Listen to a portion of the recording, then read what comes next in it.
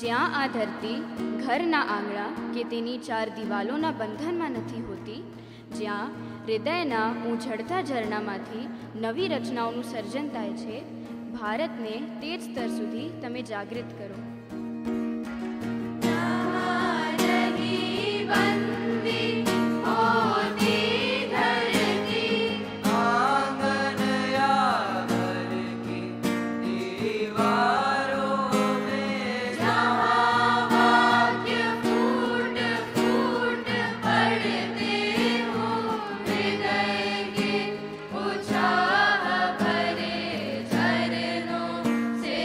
Bharat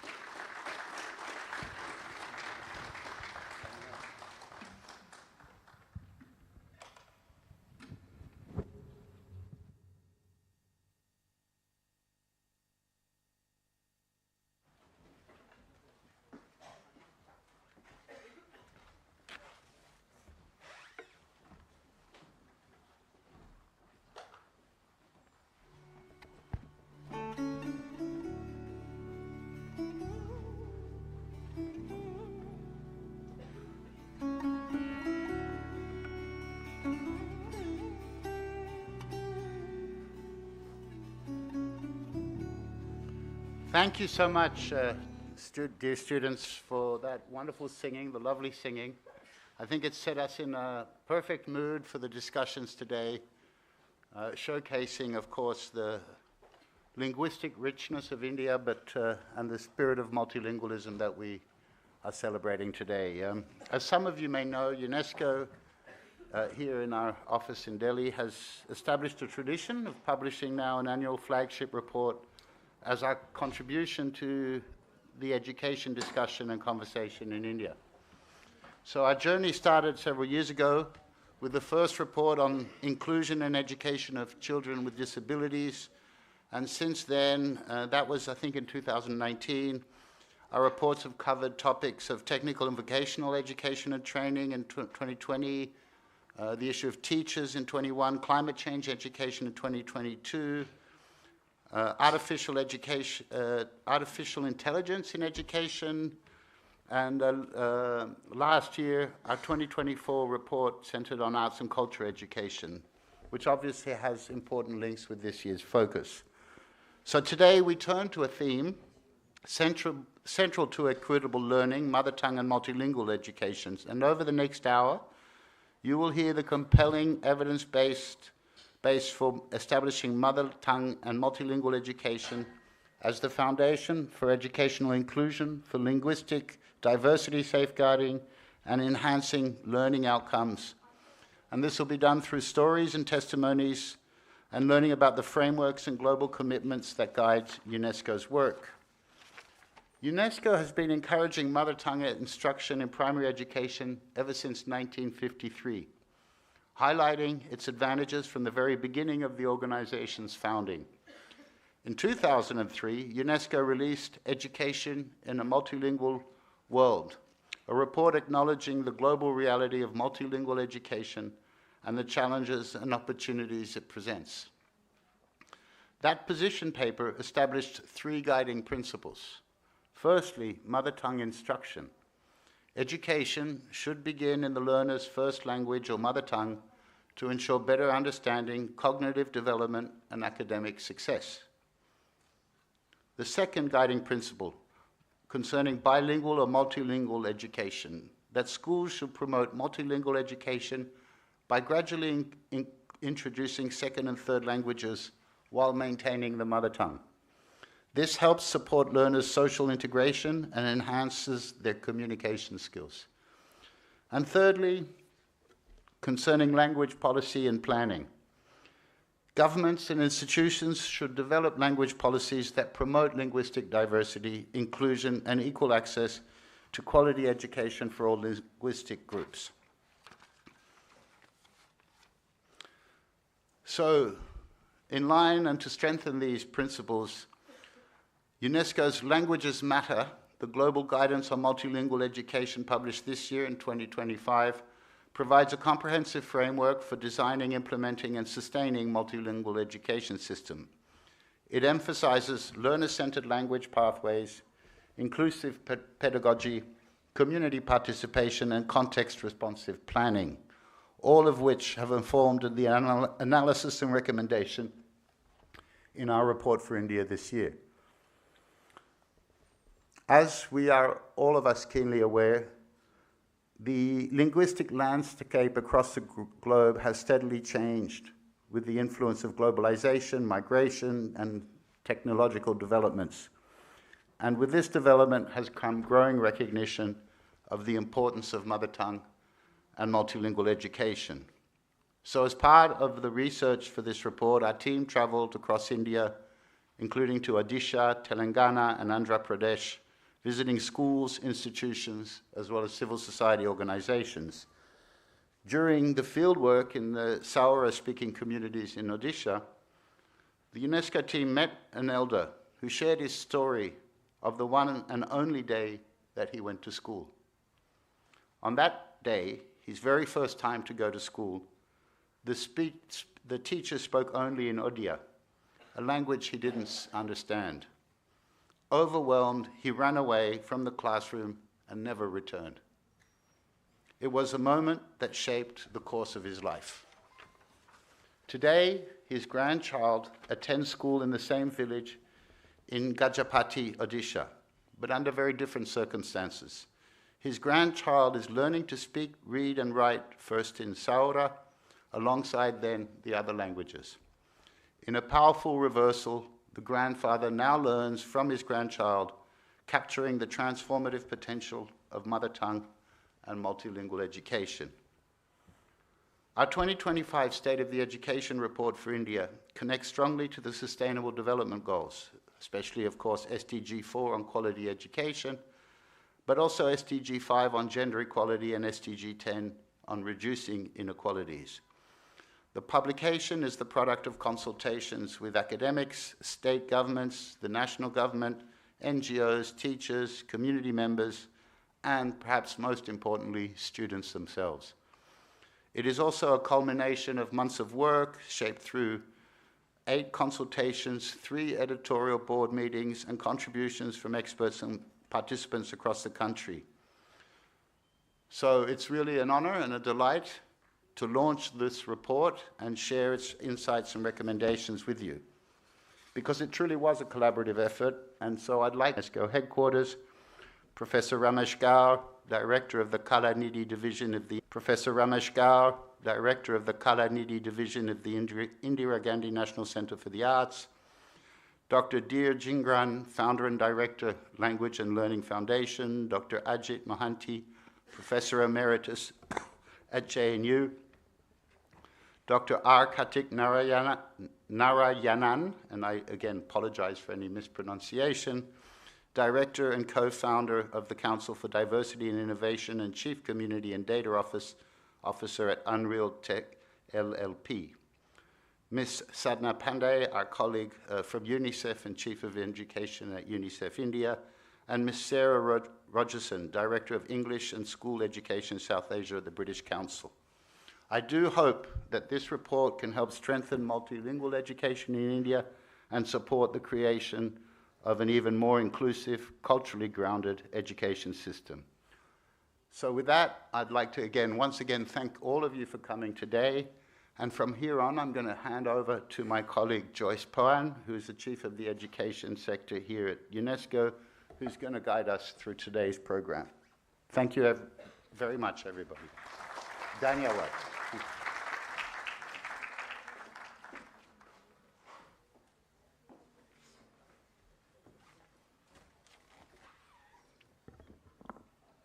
Thank you very much, Tim, for opening today's program. And to our guests, UNESCO mein aapka swagat hai. Good morning, everybody. So, from sound to sight, I now invite you to watch a short video that captures the essence of why UNESCO has chosen the topic of mother tongue education and multilingual education as the theme of this year's report. Please enjoy. Language is not just a medium of communication, but also participation, identity, and expression. For equitable and inclusive education, we must integrate home languages and community knowledge. To ensure teaching and learning in every tongue, UNESCO sees the way forward by centering language and indigenous knowledge in education reform.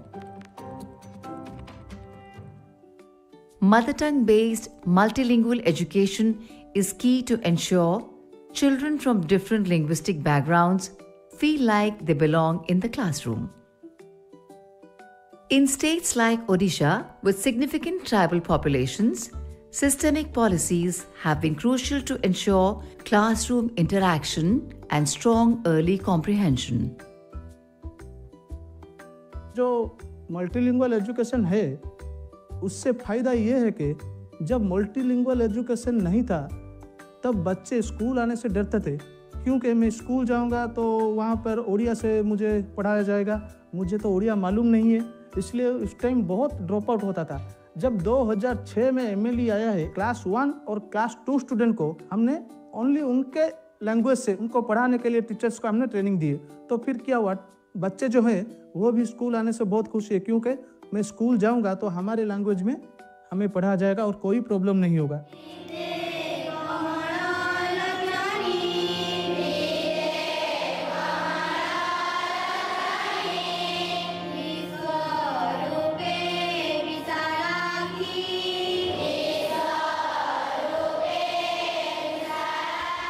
These policies have fostered multilingual interaction in classrooms.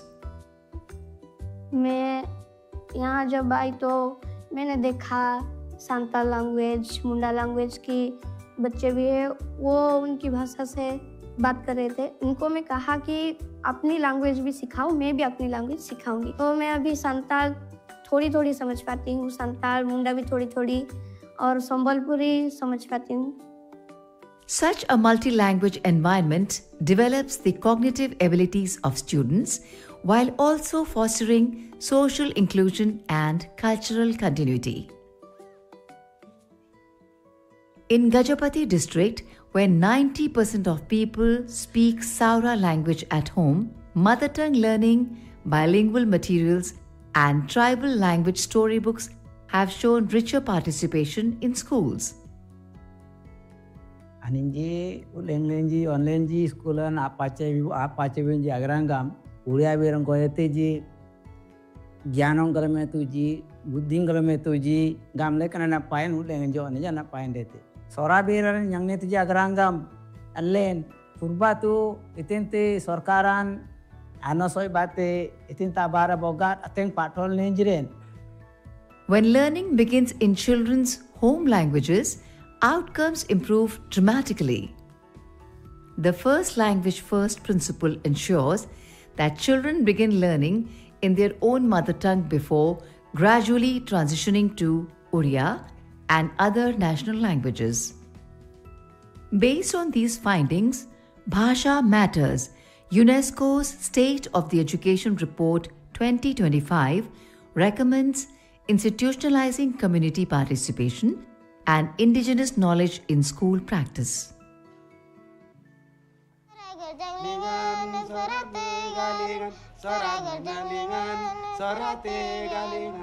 Many Indian languages thrive exclusively on oral traditions.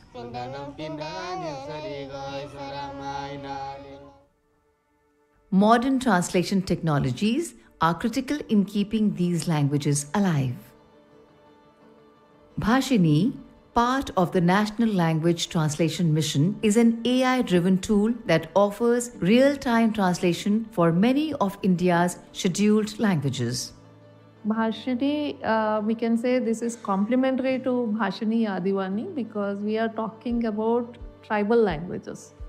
So languages that don't even have a script. So Adivani is funded by Ministry of Tribal Affairs. The ultimate goal of developing Adivani was to reach out to people in their languages. We wanted tribals or indigenous people to learn about the schemes in their own language. So with technology like Adivani or using AI tools, one can develop most of the tools that can be used in having resources in all languages. Developments in technology must be incorporated to create accessibility and encouragement for multilingual learning and teaching. To promote this, UNESCO recommends to invest in inclusive language technologies and bridge the digital divide. These developments are key to ensure that every language in India's multilingual diaspora has a voice. Imagine classrooms where students with different home languages can all access lessons in their own language, participating fully and confidently. The report emphasizes bridging the digital divide through infrastructure investments in tribal, rural, and underserved communities. India can create dynamic, inclusive learning environments. Our goal is simple. Every child should begin learning in a language they understand and continue learning with confidence and joy.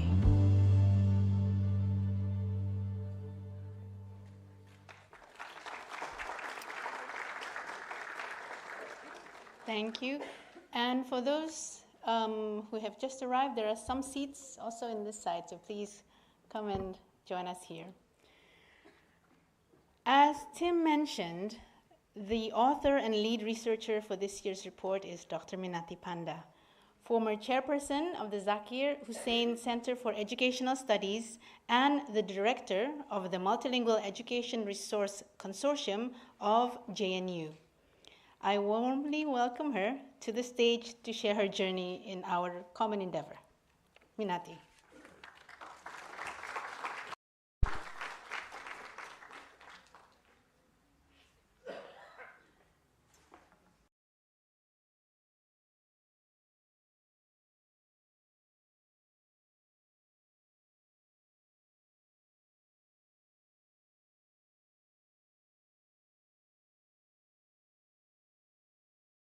Huma Masood for inviting me to author this report.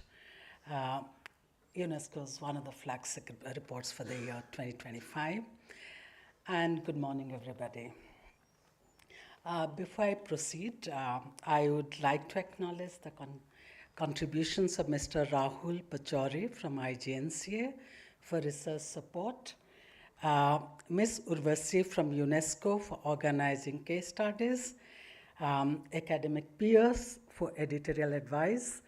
Some of them are sitting here, I can see them. And of course, once again, to Huma, who was interacting simultaneously with me, the media team, and the press. If the colors attract you, thank these teams, not me. You will thank me for black and white part of the report. It's never easy to write anything on language because it's very unique. It's both inside us and outside us. It is inside us as our intellectual, cognitive, and intersubjective capacities, and it is outside us as resources, knowledge, and all the affective registers we encounter on a daily basis. So exclusion of my voice, my tongue, my language excludes me in every possible way exclusion means. It wasn't an easy journey, and I'm an academician, so writing a report for everybody is a challenge. However, I navigated a little more successfully in a collaborative team, a team that really was contributing a lot to this dialogue. Of course, the report built on several UNESCO reports. 2023 and 1953, Tim mentioned all of them, and the recent most multilingual matters, that's the Global Guidance 2025. And we looked at the kind of alignments these reports have with education policies, including National Curriculum Framework 2022 and 2023. The basic thrust, all the writers derive some energy from some commitment, some principles. So the basic thrust of this report comes from all these reports, and also one basic principle we laid at the National Consortium for Multilingual Education, JNU. And I quote, "The marginalization of mother tongues reflects a coloniality of language that sustains epistemic injustice and positions certain languages as bearers of knowledge and renders others invisible within institutional regime of schooling." And this is where our energy to work on this report came from, along with all the other reports I mentioned. We have obviously used a mixed method approach. We analyzed the Indian as well as international policies on this document, the practices that are carried out by different state governments, as well as civil societies who contributed very interesting case studies to this document. In fact, the beauty of this document lies in the case studies that speak for the children, the communities, in a language that we could not have probably spoken in this report. We therefore acknowledge the role of civil society, state and national partners in enabling diverse case studies across tribal regions, teacher education, and multilingual resource development. There are 9 chapters in this report. thematically, it moves from mapping the linguistic ecology of this country, the script ecology of the country, and also the kind of language issues we encountered in curriculum, pedagogy, teacher training, and also the digital technology. The way in recent years I see a lot of organizations coming up in volunteering actually, in documenting languages that are actually marginalized and to a large extent minoritized, and these languages are documented, made available to pedagogues for meaningful use in school education. There are the two last chapters of the report are on way forward. They're very brief, chapters. You can quickly go through them. They are on way forward and recommendations. There are 10 recommendations. I'll not read out all the 10 recommendations, but I can tell you what all they refer to. One, of course, it's not new to try out multilingual education in this country. We have been, but obviously many research documents say that only 40% of children receive education in their mother tongue, which is actually an understatement to a large extent. And so the first recommendation is to keep language at the center. The second, third, fourth recommendations are to improve pre-service, in-service teacher education programs, curriculum and material development works, and also, if possible, to give energy to this particular initiative, which is partly initiated by NEP 2020, if possible, to start a national mission on mother tongue-based multilingual education in this country. With this, I stop and I thank you, all of you, for inviting me to just speak a few words.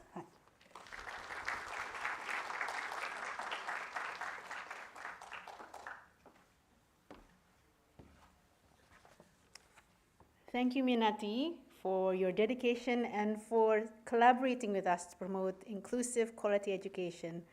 It's been really a pleasure with you, and thank you so much again. It's time to share our next video, which also includes the next set of recommendations, specifically on strengthening teachers' capacity for linguistic inclusion. If we can have the video. Teachers must transmit knowledge through contextually relevant mediums. It is crucial to strengthen their capacities for multilingual learning.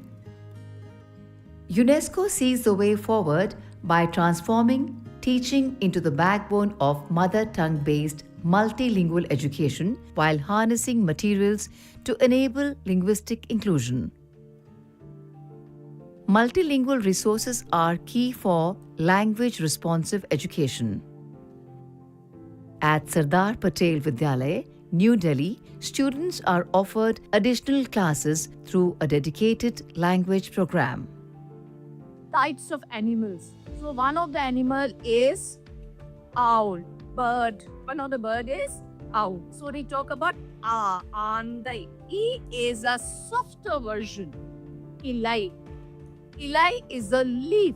The term GTBU stands for Gujarati, Tamil, Bengali, and U is Urdu. This is an option which is given to class 5 towards end of their session. So to this extent, we try to introduce to our children of class 6, 7th or 8th various languages and how they are important in our lives. Libraries in the school are also stocked with multilingual learning material, encouraging exploration. These facilities introduce curricular forms that are responsive to Indian languages, traditions, and contexts. For nationwide implementation, such resources must also be developed at a large scale. The bilingual textbooks were there from English to Telugu as well as English to Urdu. And apart from that, here if we observe, a multilingual dictionary is developed from the side of SCRT. All the subject terms were translated into 7 languages. English, Telugu, Urdu, Bengali, Kannada, Marathi. And one word, if we speak in English, we ask the other language students like, what do we call this in their mother tongue? So what happens is the other students will come to know about what that particular word is called in different languages. Such kind of multilingualistic atmosphere is created in the classrooms. Acknowledging the critical role of resources, UNESCO recommends to develop and distribute high-quality multilingual learning materials and assessments across grades. India's linguistic diversity must be made robust through teacher preparation and classroom organization. In Odisha, language textbooks and teacher learning materials are being localized to reflect words, images, and contexts familiar to students. 2013 से mother tongue का programme शुरू हुआ। सबसे पहले हम लोग उनका data collection करते हैं, कहाँ से आए हैं, क्या आए हैं और कौन सी भाषाएं समझते हैं, उनको किस में कंफर्टेबल है। तो हम लोगों को बहुत सारा चीज़ पता चला कि मेजॉरिटी बच्चों को उड़िया नहीं आता था, तो हम लोग उनको पहले लैंग्वेज फैमिली में ऐड करते हैं। ऑस्ट्रो-एशियाटिक लैंग्वेज हो गया, द्रविडियन लैंग्वेज हो गया, इंडो यूरोपियन लैंग्वेज हो गए, और वो भाषा के टीचर के साथ में उनको इंटरेक्ट कराते हैं। तो उसके बाद हम लोगों ने टीचर्स को ट्रेन करना शुरू किया कि किस तरह से हम लोग इनको पढ़ाया जाए। अभी लगभग 100 से 150 टीचर हैं जो आदिवासी हैं और प्राइमरी टीचर्स हैं। These initiatives allow teachers to move fluently between languages and ensure scalable teacher development for inclusive education. Teachers must also use multimodal methods such as puppetry and storytelling for language learning. Once we have a grip over mother tongue, any language is easy to learn. Through language, we teach them subjects also, be it a mathematics or a science or a social science. So learning becomes more easy when the language is clear and we are comfortable. So that's how I started and made some simple puppets, stick puppets, that puppet. Such informal methods can create engaging bilingual atmospheres and are a crucial facet of reimagining language learning pedagogies. So every year, twice or thrice, teachers from all over India come here for a 15-day course in role of puppetry in education program. So I need to teach them why they are using this puppet, where they'll be using puppets, and how they can do it with minimal material. Creating a teacher training network to transmit informal learning is critical to strengthen language education in India. Keeping this in mind, UNESCO recommends to reform pre-service and in-service teacher education to embed multilingual pedagogy at all stages. Collective efforts between teachers, technology, and materials can position linguistic diversity not as a barrier but as the foundation of educational quality and cognitive equity.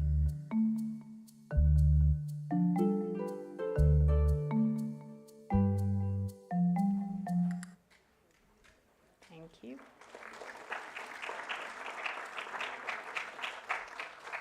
I saw the students of SVP smile. Perhaps you saw some of your classmates there in the video.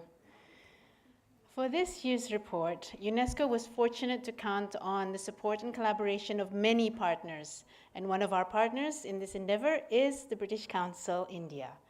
Now I would like to invite Ms. Alison Barrett, Country Director for India of the British Council, to share her reflections on some of the ways English medium schools can also build on students' multilingual abilities and the policies to back them up. Alison, if I can invite you to the stage.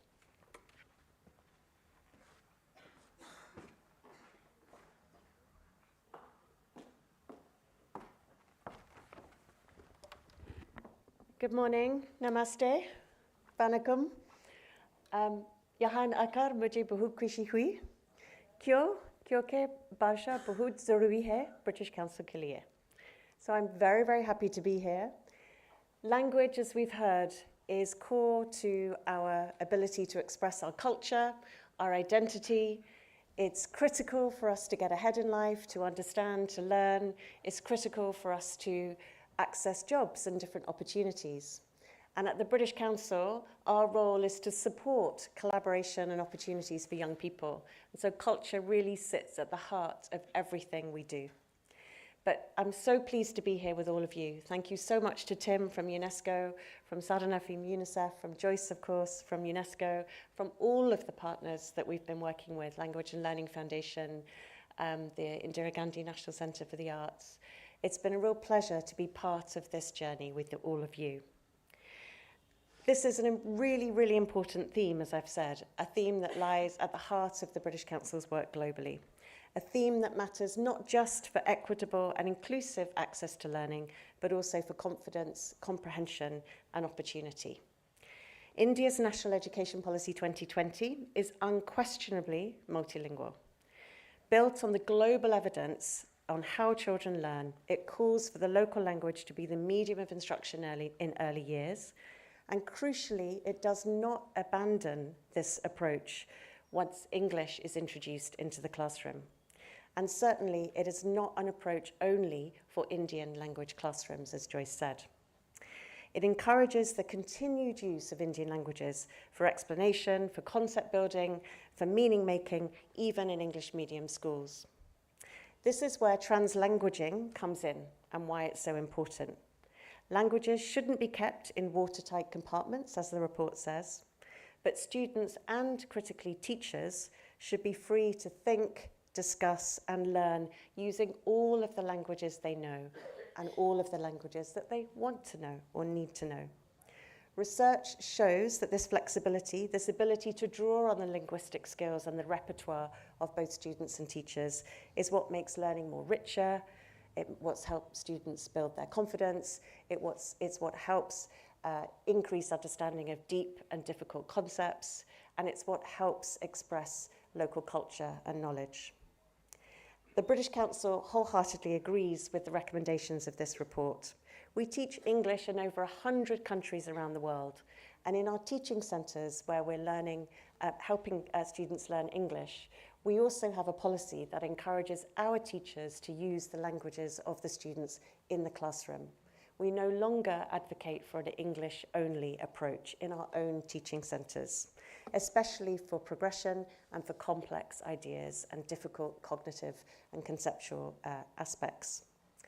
The report launched today includes case studies from our work in India, which demonstrate if we use translanguaging as a planned approach to pedagogy, not just incidental code switching that we're all so good at on the streets of Delhi and other cities across the country, but that planned, explicit, deliberate approach can really make a difference to learning outcomes. If teachers are able to allow students to process concepts in their own home language and scaffold their expression of in English, we see significant results. For example, some of the case studies in the report indicate this. You can read about Pushpa in Tamil Nadu. She used bilingual materials in grades 6 to 8 in English, and it really helped the students to improve their English paragraph comprehension. Or you can read about Kezia in Telangana, and she used Telugu to help improve reading comprehension in English with her students, using graphic organization and peer learning support mechanisms. So there are lots of really interesting ways that you can see how Indian languages can also support the learning of English. So what does this report mean for policy and practice? Well, I'll leave you to read the report because I think the report speaks for itself. But there are two areas that I want to highlight because they're two areas that are central to the British Council's work. We focus very much on pedagogy and practice in the classroom. So the two areas where we focus is on creating mentoring networks and communities of practice for teachers and teacher educators, for teachers of multilingual pedagogy, for teachers of English who are also learning from teachers of Indian languages in their schools. And those communities of practice really benefit from having the opportunity to build their skills in action research and to really think about the ways they can use translanguaging and multilingual pedagogy to drive their collaboration and drive their experimentation and, in turn, learning outcomes. The second recommendation I'd like to focus on is the importance of setting a multilingual competency standard. This is something I've personally worked on in my time working in Indian schools in India over a decade ago. And having a competency standard, a descriptor that really helps bring to life the behaviours, skills and practices that you would like a teacher to show or to demonstrate in the classroom is a way of making multilingual pedagogy real and bringing it to life for teachers while they're learning their craft. But crucially, this is also important for materials development and for assessment, as the report says. So the task now for all of us is about focusing on implementation. How can we learn from this incredible report? How can we learn from the excellent work of the author, Dr. Minati Panda, and her editorial board, and for all of the experts that have contributed to the case studies? And how can we ensure that this makes a difference? Because we really owe it to the children across the country to ensure that they can learn with dignity, with respect, and they can really access the opportunities that India will have to offer in the future. Thank you very much.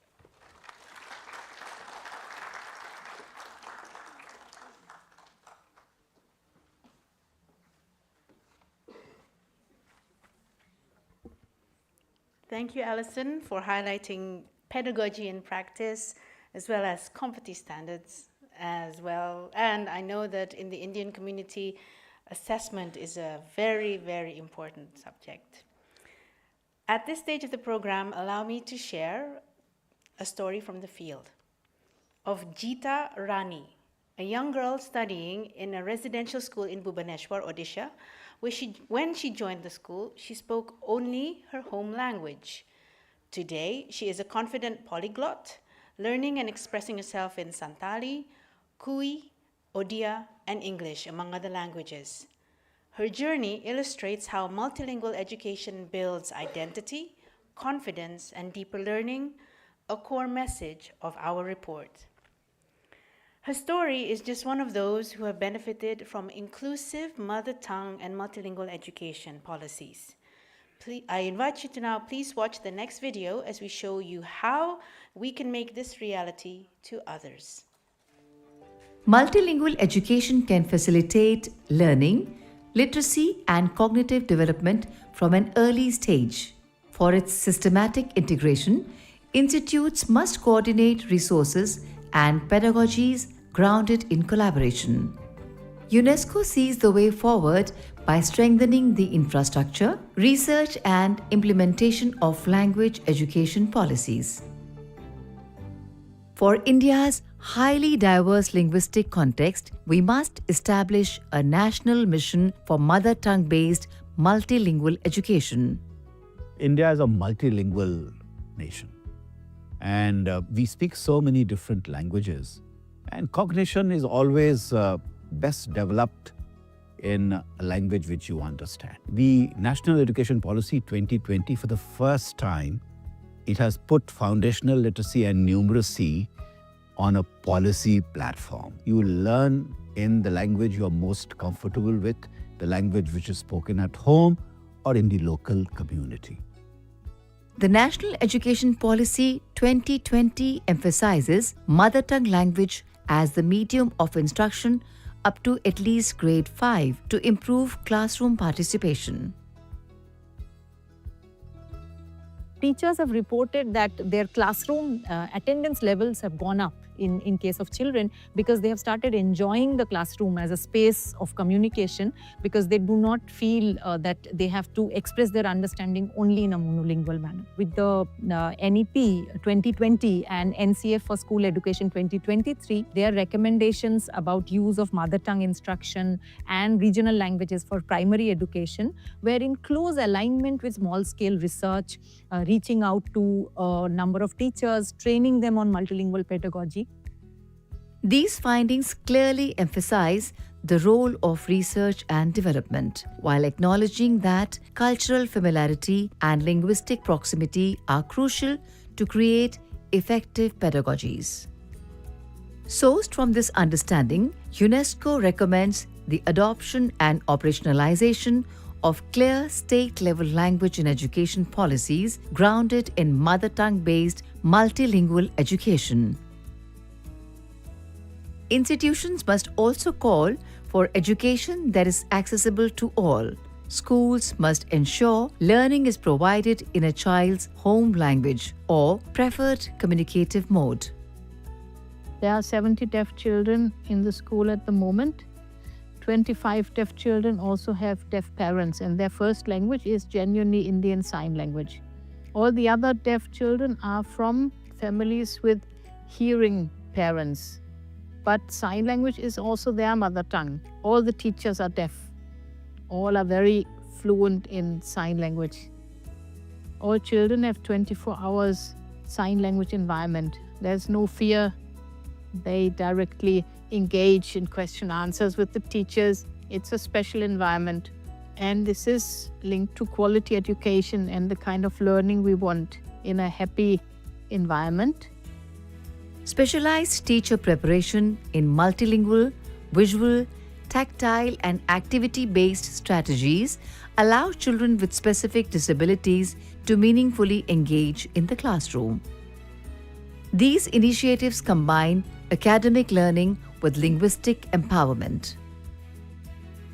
I feel all the neurodivergent children in our school, they somewhere connect with the mother rhythm, mother tone, mother warmth, mother language, and that gives them the bridge, to connect, communicate, and most importantly, trust. Some are need-based verbal, some are verbal, and they enter a new beginning.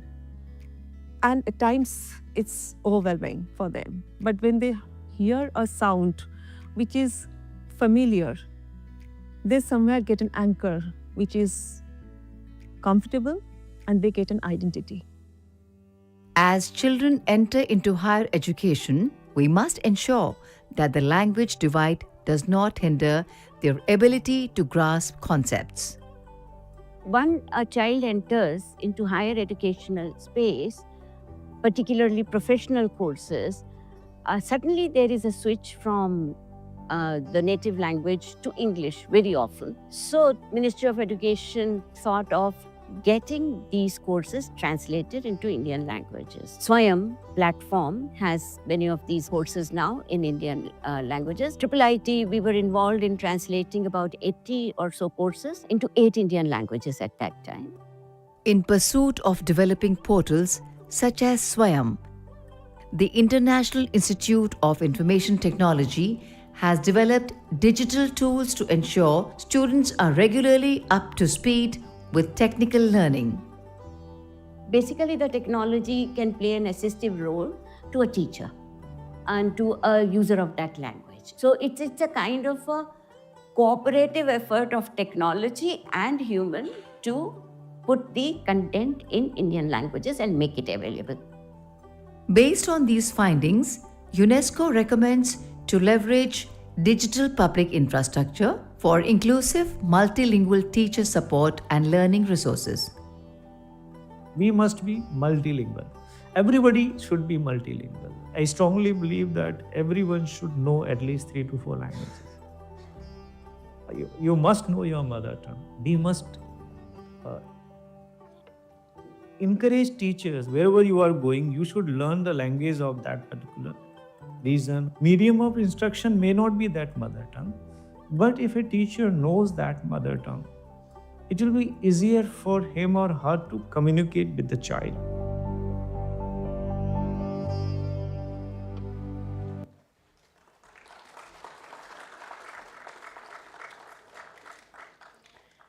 Ladies and gentlemen, another partner in our journey for the 2025 report is UNICEF India. I would now like to invite Ms. Sadhna Pandey, Chief of Education at UNICEF India and a dear colleague and friend, to share some thoughts of how mother tongue-based education and multilingual education in India's scenario is. Sadhna?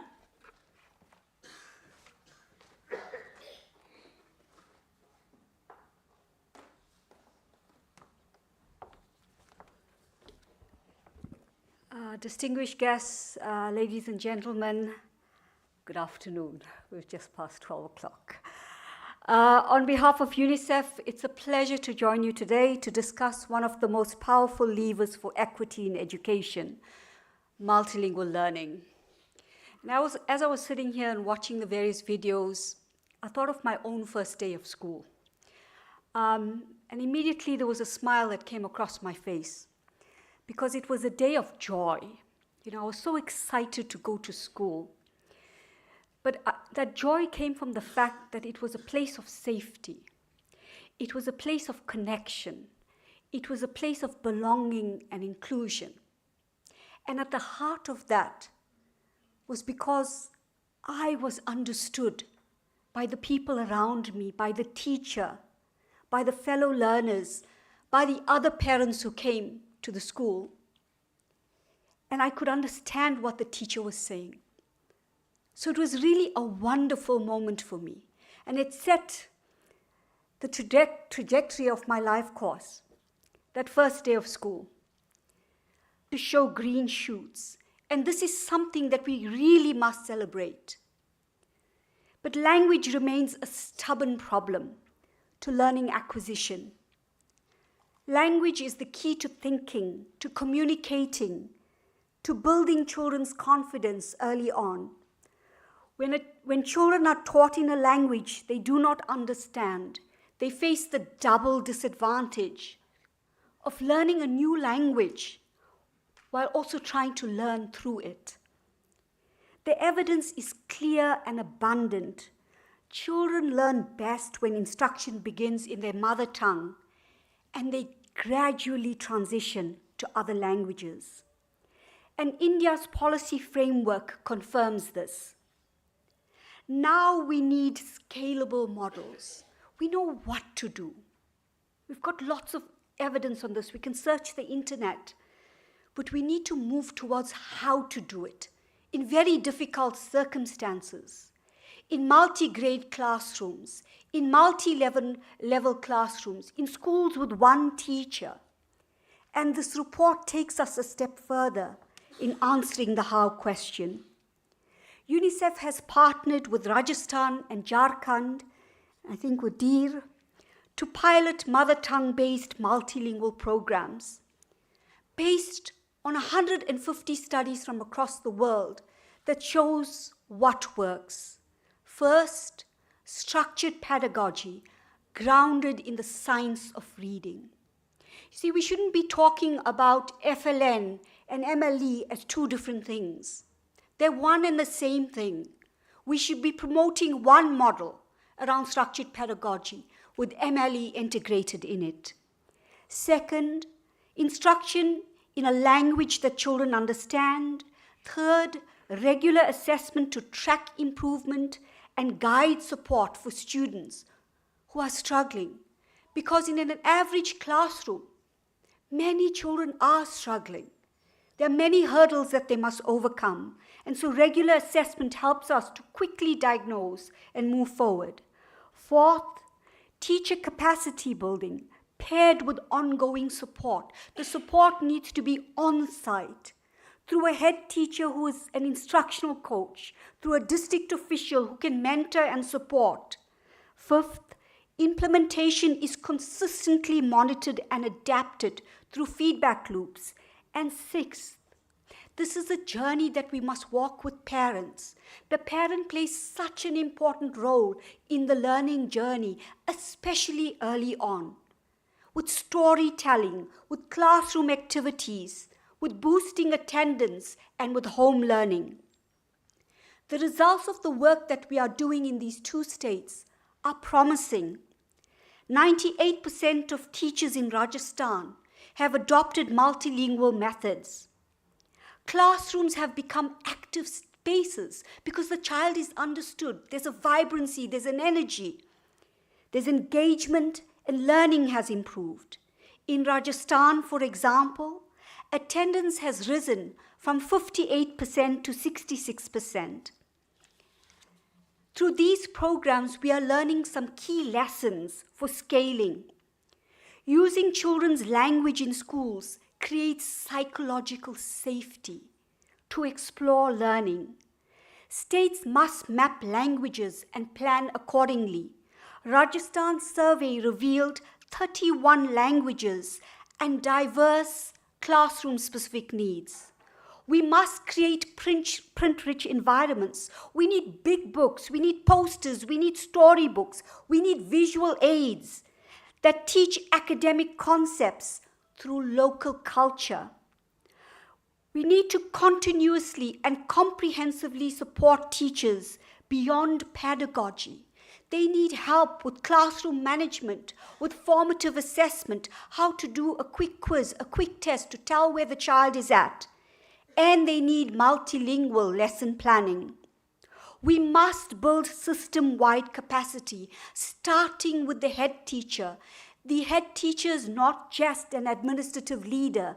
The head teacher is an instructional leader, first and foremost, and they must support multilingual education. And we must ensure scalability via sustained resources.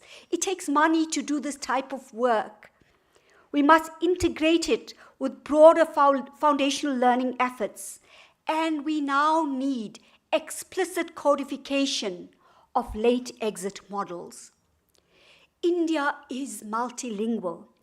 It is a tapestry of vivid threads. To keep the fabric both strong and vibrant, these threads must be woven together while honoring each unique color. Successful programs in Rajasthan, Jharkhand, and beyond show that this goal is attainable. We have the evidence, we have the momentum. Now we must scale these approaches to ensure not just language and learning, but dignity, identity, and opportunity for every single precious child in this country. I thank you.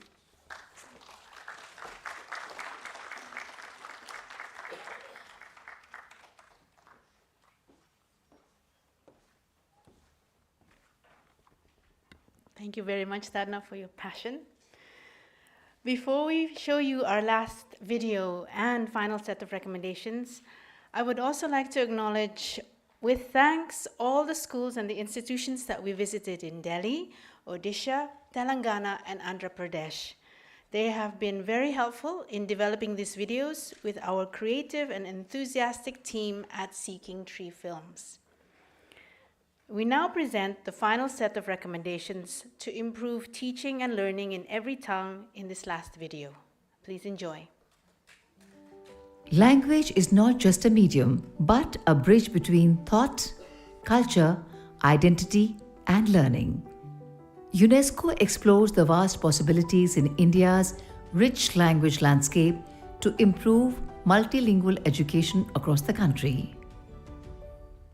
It's a great pleasure for me to be introducing today UNESCO's 2025 State of the Education Report for India, which is on mother tongue-based multilingual education. So this year we are exploring something deeply fundamental, language, and language which is really at the foundation of all learning. UNESCO's Convention for the Safeguarding of Intangible Cultural Heritage recognizes at its core that language is the vehicle for the transmission of intangible cultural heritage. When children learn in their mother tongue during the early years, they read and write better, and they participate more confidently in the classroom. So we must ask ourselves, what if every child could start their education in the language they knew and understood best? Bhasha Matters, UNESCO's State of the Education Report 2025 shows that mother tongue-based multilingual education is steadily moving from the margins to the center of Indian education reform. This report is framed within the context of the National Education Policy 2020. It emphasizes that multilingual learning is more than adding languages. When teachers utilize children's mother tongue and home languages, comprehension improves, anxiety lessens, and participation in critical thinking rise. Organized in 8 chapters, the report offers 10 recommendations for strengthening mother tongue-based multilingual education in India. Teachers are crucial to disseminate multilingual learning adapted to specific cultural contexts. It is essential for them to cater to the language needs of students. When children come into a new school and they leave the comfort of home and walk into a big building, their language being familiar adds to their confidence. Learning is about being able to express the opinion that you have. But if they grow up comforted with the thought that I do have an opinion, I can understand what the other person says, they're very comfortable to discern between what they haven't understood and what they have understood. The comfort level in class is so much more because they can talk to each other without having a limited vocabulary in a second language. Based on this, UNESCO advocates to strengthen teacher capacities through training to embed multilingual pedagogy at all stages.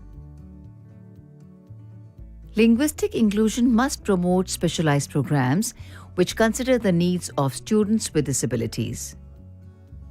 A natural and complete first language acquisition is absolutely essential for any person to develop linguistically and cognitively in an age-appropriate way. And therefore, Indian Sign Language, when deaf children gain access to it when they first enter a school, is absolutely essential to be implemented in a linguistically rich way. The sign languages provide not only the linguistic and cognitive basis, but also a sense of identity for deaf children as members of a linguistic minority community, which is the Indian Sign Language community. Truly inclusive learning must also look at educational spaces through a gendered lens. Girls often face additional barriers in accessing and participating in schooling, and these barriers grow when the language of instruction does not reflect the language spoken at home. When girls are unable to fully understand classroom instructions, it affects their confidence, their participation, and ultimately their learning outcomes. To ensure equitable learning for all, we must deploy women educators that are trained to recognize gender participation patterns. For India's multicultural linguistic landscape, the recruitment of teachers must also consider the regional language of instruction. मैं जब गांव जाता हूं ना, उसको पूछता हूं, बोलो हमारे एक साल में कितने महीने आते हैं? सब बोलते हैं कि जनवरी, फरवरी, मार्च ही है।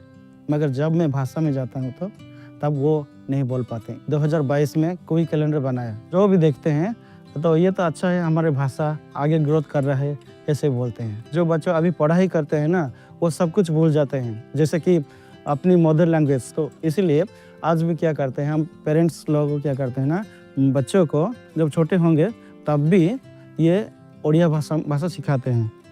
With teachers making efforts to integrate mother tongue learning, systems must match their enthusiasm and foster mechanisms for strong teacher recruitment and deployment. Schooling conducted in a child's home language increases participation and improves learning outcomes. In Gajapati district, books were developed in the local language using contextual and culturally relevant materials. Gunsring, Basgenji, Absele Abayale Kambolana Idolai, Bago, Jar, Salona Yamlina, Antate, Irai, Jamla by Kambolana Idolai. Class Aboysrin, Monlai Sikoja, Protham Srenisring, Poncham Srenisikoja. Okay, the Jink Kambolana Idolai, Abanayan, do Aninji, Athani Biranjibati, the Jink Kambolan Idolai. These findings clearly dictate that indigenous knowledge must find its place in the curriculum through formalized mechanisms of research and integration. We must also use technology to maintain high standards of multilingual education.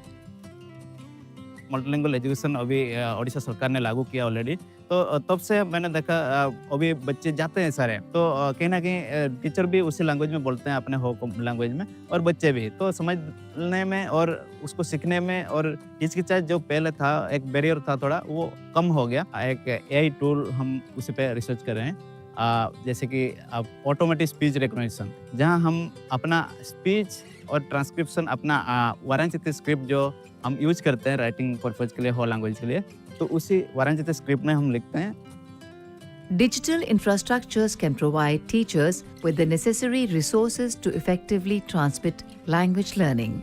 They can also be made robust with research in artificial intelligence, helping to bridge the digital divide for inclusive multilingual education. To further support the vast array of languages in India, there is a need for consistent research and development. There are certain languages, mostly tribal and lesser known languages, and indigenous knowledge system, cultural practices, narration, which needs to be documented. Because if you're not document them, it will be possible to make primers, bilingual study material. IGNCA, Indira Gandhi National Center for the Arts, has been documenting cultural practices, oral traditions, art, craft of various communities and places in India, which is very important in the process of education. Because again, when you understand their culture, when you understand their folk tales, when you understand their art, which should be included in the education, it only makes a children who's coming from that community comfortable in the class. To ensure that there is sustained documentation of India's languages, UNESCO acknowledges the vital role of dedicated financing mechanisms by national and state bodies. This coordinated action must facilitate the creation of textbooks and multilingual learning materials to enhance pedagogies.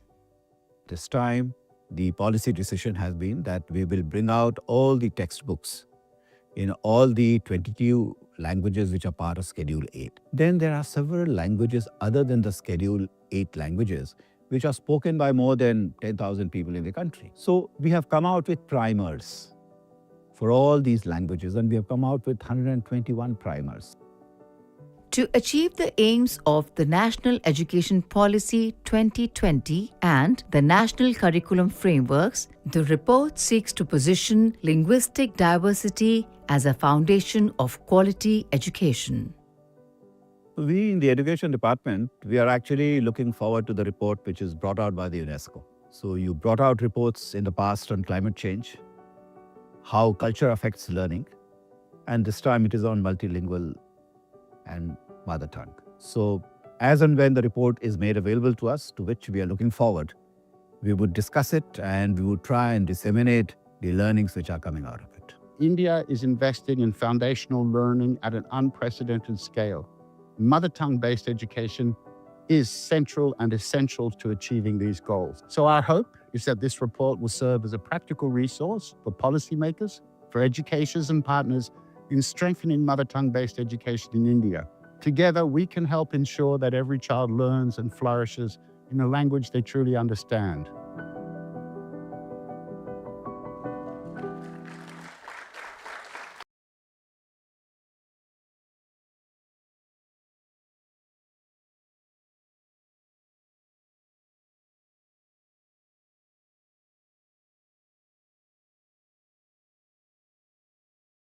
Anyone in any context, and they are free of rights. We just ask you to give us brief credit to UNESCO Regional Office for South Asia. As we come closer to unveiling this year's report, I know we've been promoting it the whole morning, I'd like to introduce our last speaker, who is also a member of our editorial board. As is our tradition, the development of the SOER, the State of the Education Report for India, is guided by experts and practitioners on the year's thematic focus. Alongside British Council, UNICEF, India, and other distinguished specialists, our next speaker, Dr. Dear Jingran, founder and director of Language and Learning Foundation, was also a member of our board, and whose deep expertise and compelling case studies were invaluable to develop this report. I would now like to invite Dear to the stage to share his reflection on what innovations are needed in school materials, teacher training, or assessment to strengthen foundational literacy in indigenous languages across Asia. India.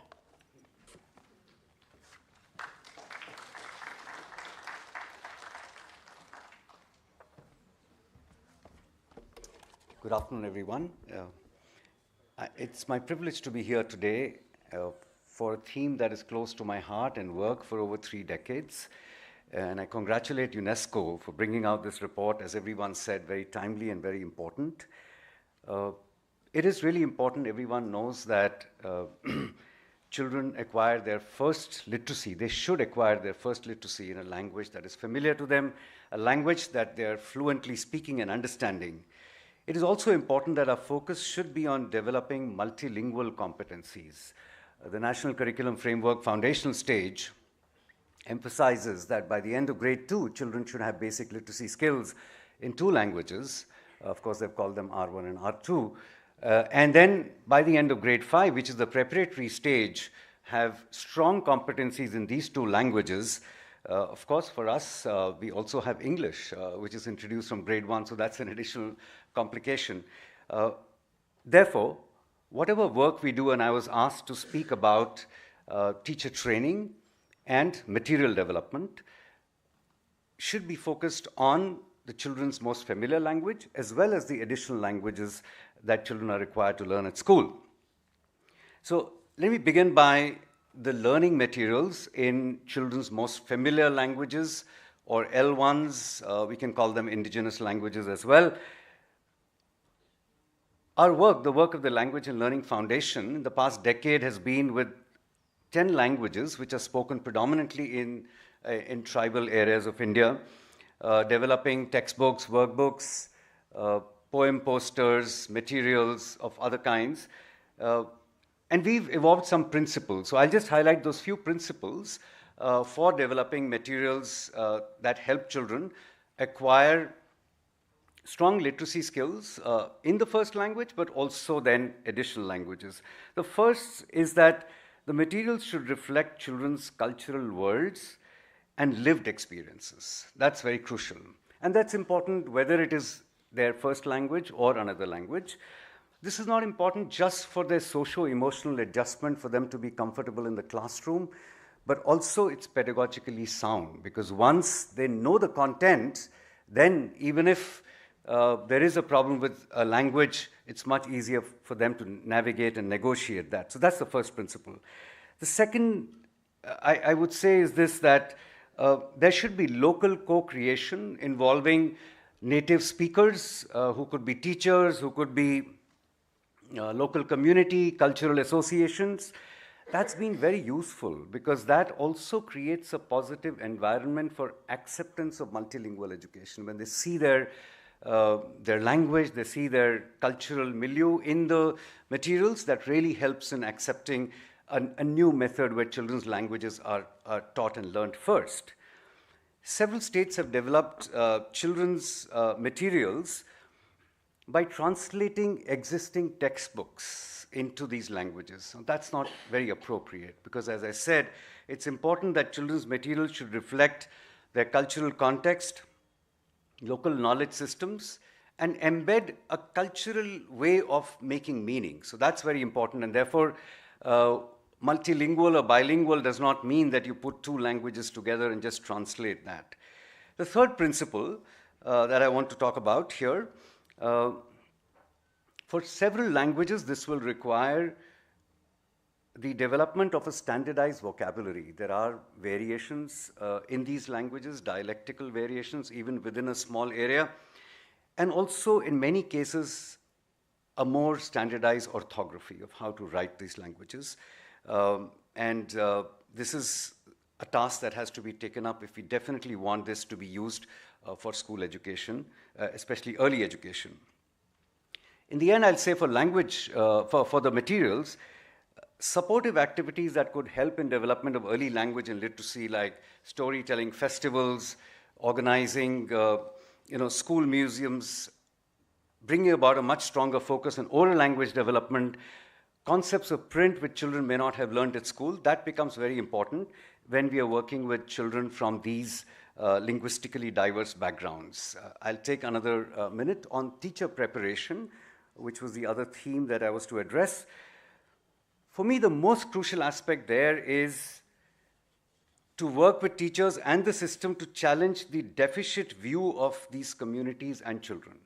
The fact that these children do not know a language, or even that they are not able to learn, or their parents do not have a value for education.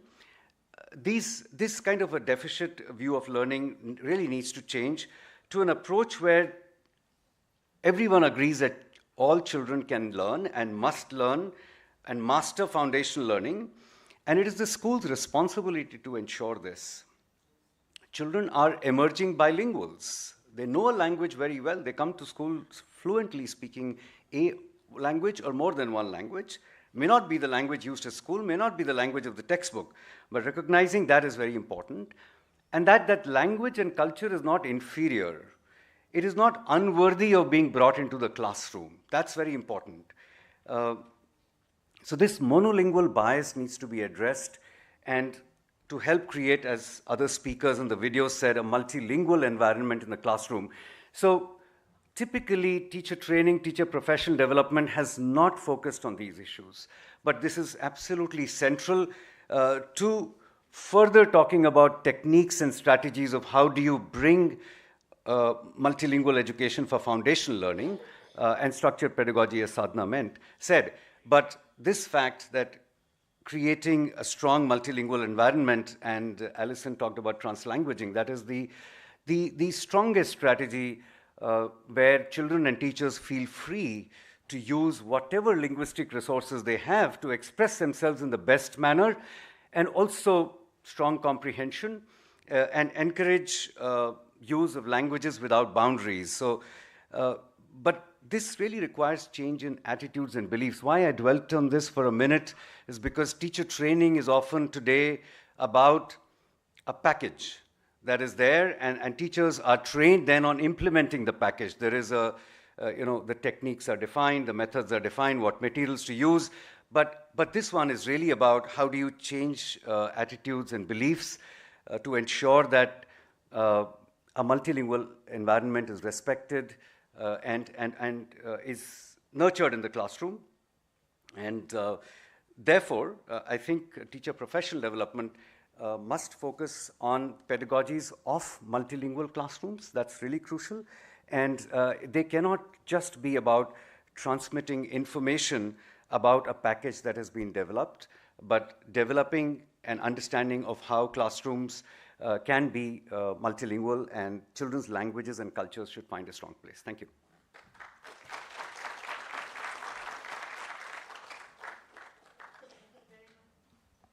Thank you very much, dear, and for bringing that and highlighting multilingual education.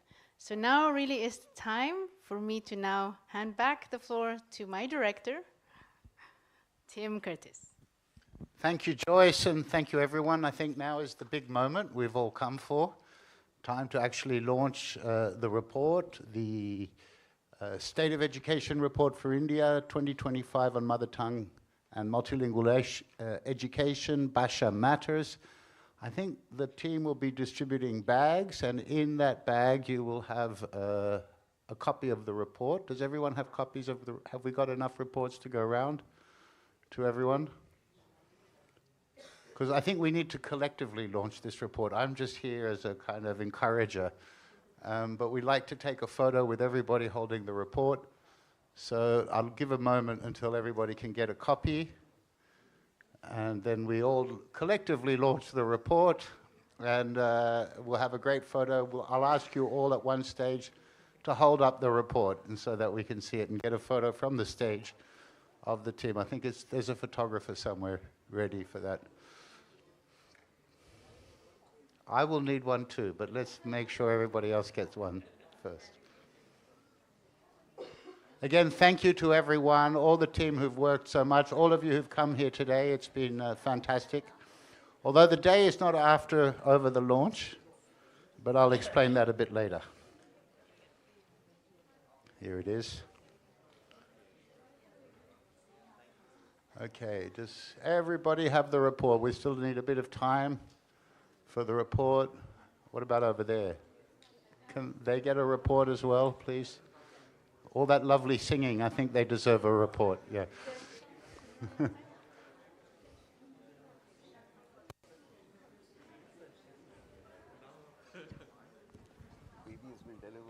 This is somebody's phone on the floor here.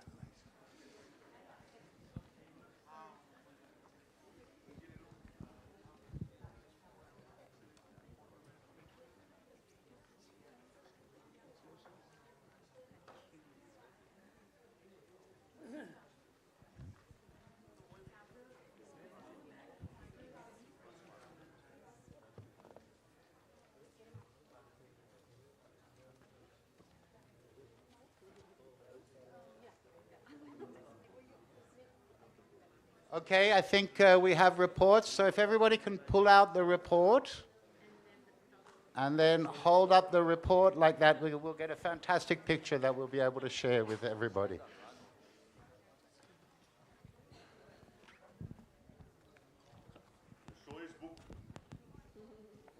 So we now declare launched the State of Education Report for India 2025, Bhasha Matters. Yay.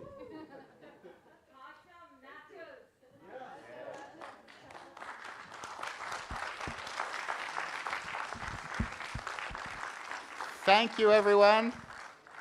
So, Oh, now we're asked, everybody has to stand, so I'm sorry, there's...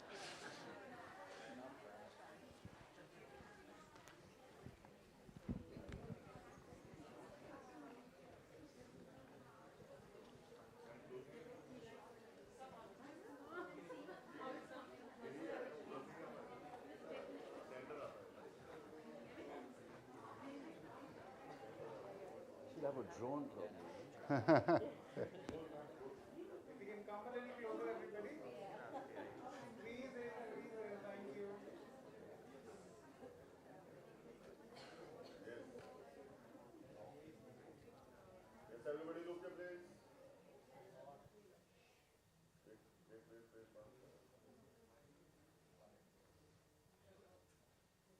Okay, thank you.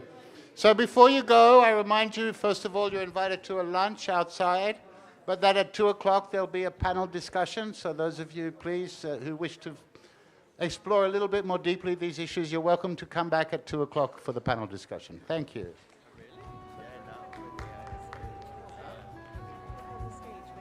You want to have a pic? But that's the panel, you're at the panel, right? Can we have all the members? Yes, speakers okay, okay. together? Yeah, on the stage, Oh, yeah. okay, Yeah, okay. it's memory The speakers, moment. please. Yeah, please. And editorial Ben. Please. Or can you be on the stage, please?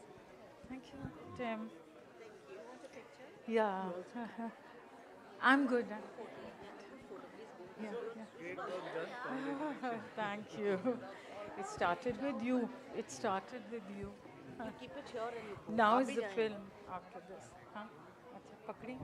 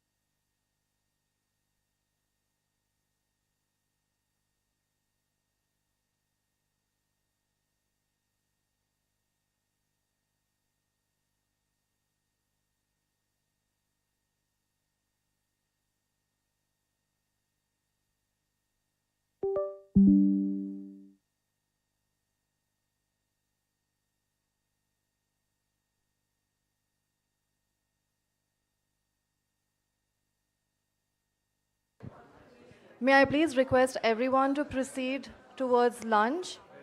Please let's have the honor of sharing lunch together. Thank you.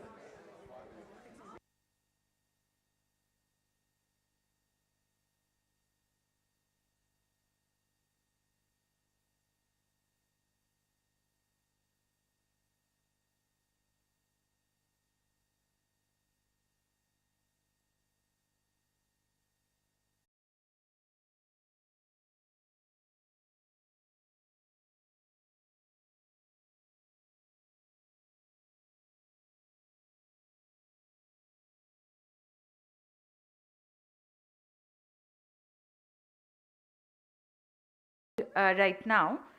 And I'd like to invite the panelists. So the first is Dr. Miniti Panda, who's the author of this document. And she doesn't need more details and more references. So Dr. Miniti Panda, please come on the stage. I request you. We also have with us Professor Emeritus of Psychology and former chairperson of the Zakir Hussain Center for Educational Studies, Jawaharlal Nehru University, Dr. Ajit K. Mohanty. And Dr. Mohanty is also, we have the privilege that he was also part of the editorial board. So Dr. Mohanty, please, we want to listen more to you, so kindly be seated. Then we have a technical partner and representative of UNICEF over here with us, Sunisha Ahuja. And I request Sunisha to come on the dais. And last but not the least, we also have our team from Orissa and from KIIT Orissa. And I take this opportunity to invite Madam Monalisa Bal to kindly come up on the stage. And they are also our technical partners. You must have seen some of the videos in which the school was represented. So, Dr. Monalisa Bal. So, we will have around 5 minutes for each of our panels members, and there are questions for each of the panelists. I'll start first with the editorial board member and also Professor Mohanty. And the question for him is, given the evidence on the limitations of early exit mother tongue-based multilingual education, how can states design longer, developmentally coherent multilingual trajectories that balance community language maintenance, academic progression, and parental aspirations for dominant languages at primary, middle, and secondary stages?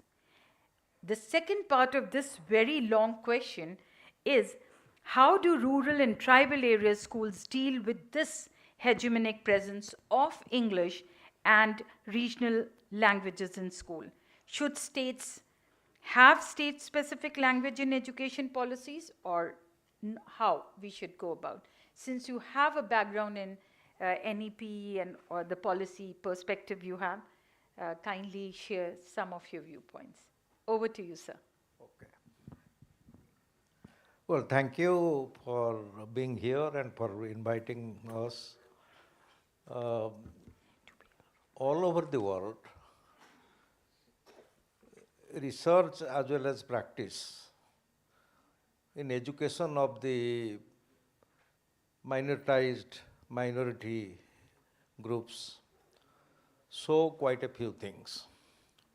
One, submersion education, where children are put into the dominant medium of instruction regardless of their language of thinking, works the worst. It not only does not promote learning of classroom concepts, it actually is responsible for loss of linguistic diversity all over the world. The second system, which has been often practiced in India as well as elsewhere, is a soft kind of approach where, knowing that children do not understand the language of the classroom, they are given some support in their own language, in their mother tongue, as a transition or as a transfer to the main language. This kind of program has also been practiced in India in the 1980s by the Central Institute of Indian Languages, where they had a program called bilingual transfer model, where they are given little bit of input in the first year of instruction, in their mother tongue, and then the second year onwards, it's all the dominant language. That also has shown that it does not promote high level of educational achievement. It does not promote learning of the mother tongue. It does not really promote sustenance of the mother tongue for the child. The third, which is most common all over the world, not just in India, all over the world, is what is called an early exit model. Early exit model is one in which, knowing, okay, children do not understand the language, they are given instruction in their language of thinking for 2 to 3 years, and then quickly that language goes out and the dominant language takes over. That also has been shown to be responsible for loss of languages, and more importantly, a subtractive learning, where the more the children learn in the second language, the less they retain of their mother tongue competence. Now, what is being advocated all over the world through research, including our own in India, is that you provide education at least for 5 to 6 years in the dominant, in the non-dominant or in the mother tongue language of the child before you promote education in the dominant language. Okay. Other dominant language can remain as a second language of literacy, language of exposure, language of early conversational development, but the mother tongue development is the primary goal in the early years, 6 to 8 years. Mother tongue continues, becomes a medium of instruction for the child, and then second language. That has been found to be most effective. Now, what is really keeping, therefore, the early exit model doesn't work. It's very clear on that, you know. Now, why is it not being implemented? That's not being implemented because the communities as well as the popular perception of the dominance of languages in any society is so much that English is perhaps the most important language as far as India is concerned. People, communities perceive that to be the most important language, and therefore quickly they go over to English, they feel comfortable.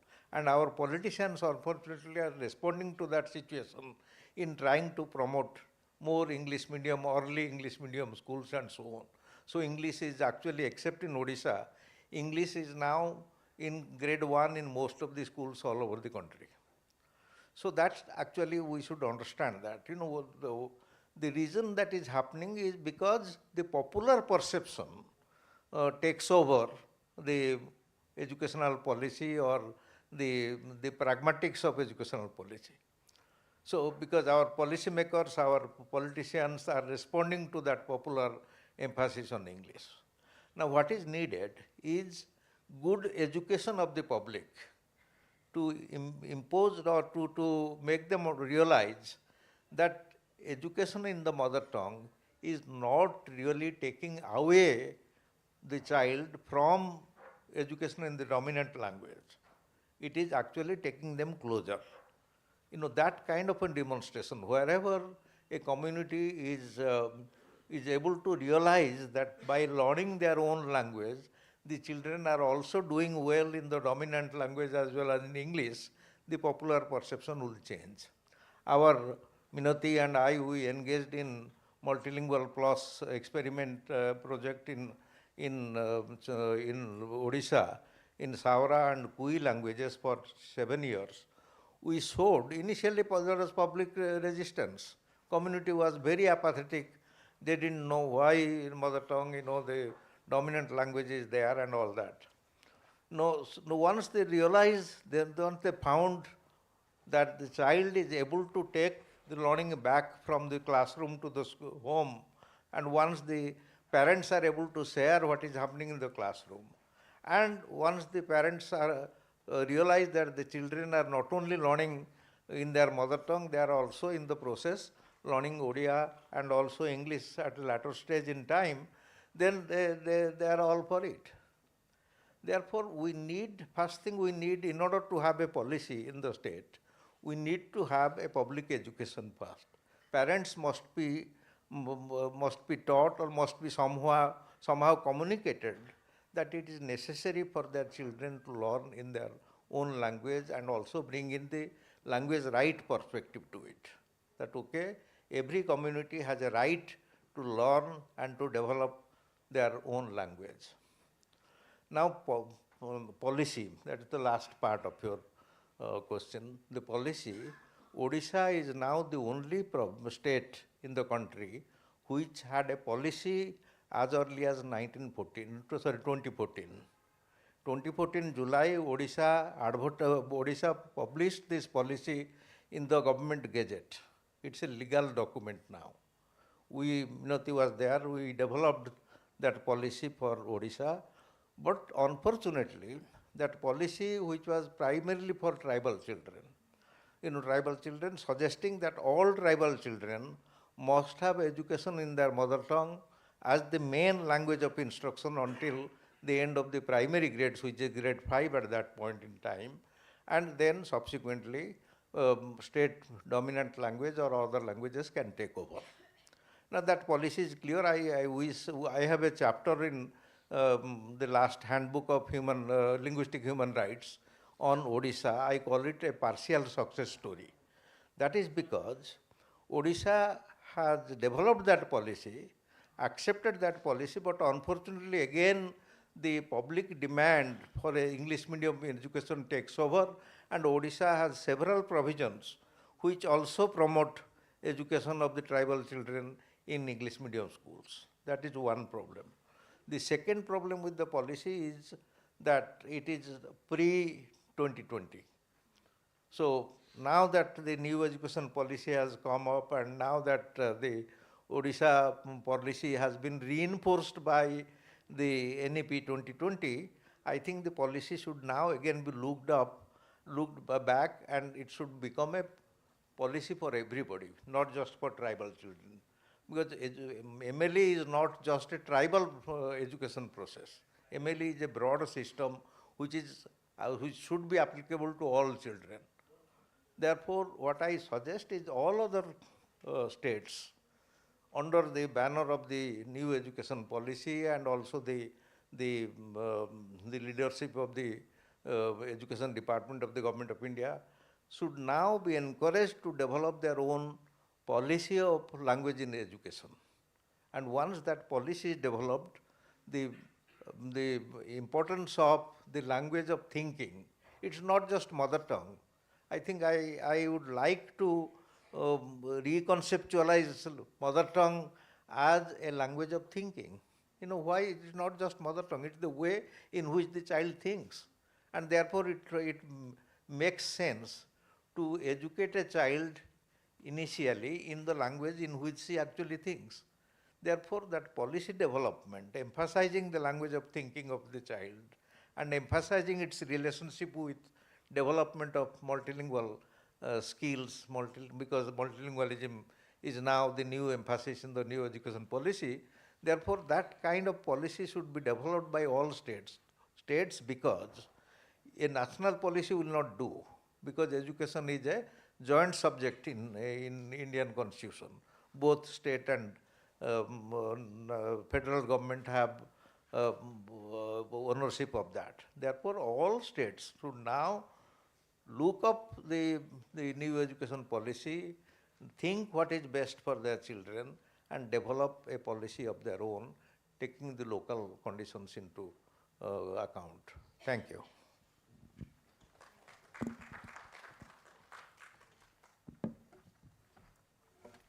So my next question is for Sunisha. And as you must have heard in the morning that Foundational Language and Learning Foundation and UNICEF, they have been working in the area of FLN. So my question to you, Sunisha, is related to that how can national FLN initiatives under NEP 2020 and Nipun Bharat be translated into state-level practices that systematically integrate mother tongue-based multilingual education across curriculum, teacher preparations, assessment, and community engagement, so that policy Intent leads to demonstrable improvement in FLN. Thank you, Huma, and congratulations to UNESCO for bringing out this report, which I'm sure is going to stir a lot of conversations. And I'm really looking forward to those conversations, not only in New Delhi, but in every state of India, taking forward the message that Professor Mohanty just gave, that every state needs its own language policy. So just to kind of the point that you asked, Huma, I think the implementation of the intent of the policy and the National Mission on Foundational Learning for us really started with actually doing a language mapping across schools, which we first did in Chhattisgarh. And one of the learnings that emerged out of that, and it was a very basic language mapping done through school teachers of children in their classes in grade 1. What languages do children bring to school when they join school? And to our surprise, the penny dropped when we realized that it is not, as Professor Mohanty said, it's not children who are from tribal communities who face a language disadvantage. Children face a language disadvantage. They speak, they understand, and they think, as Sir said, in a language that is not the language of instruction in the classroom. And therefore, when we did this evidence generation and we shared it back with the state governments and we had consultations with district functionaries of Samagra Shiksha, did it all kind of start to fall in place that yes, we have a problem and we need to address this problem. And perhaps this is one of the reasons because of which children are not learning. So in order to get that intent and that national mission to kind of be visible inside a classroom, I think one is that we have to have everybody within that ecosystem come to a common agreement on what is that change we want to see in the classroom and how does each one of us contribute to that change. So even if it is somebody who's sitting at SCRT or someone who's in a district office, each one of them has a role to play in changing that classroom. It's not the teacher's responsibility alone.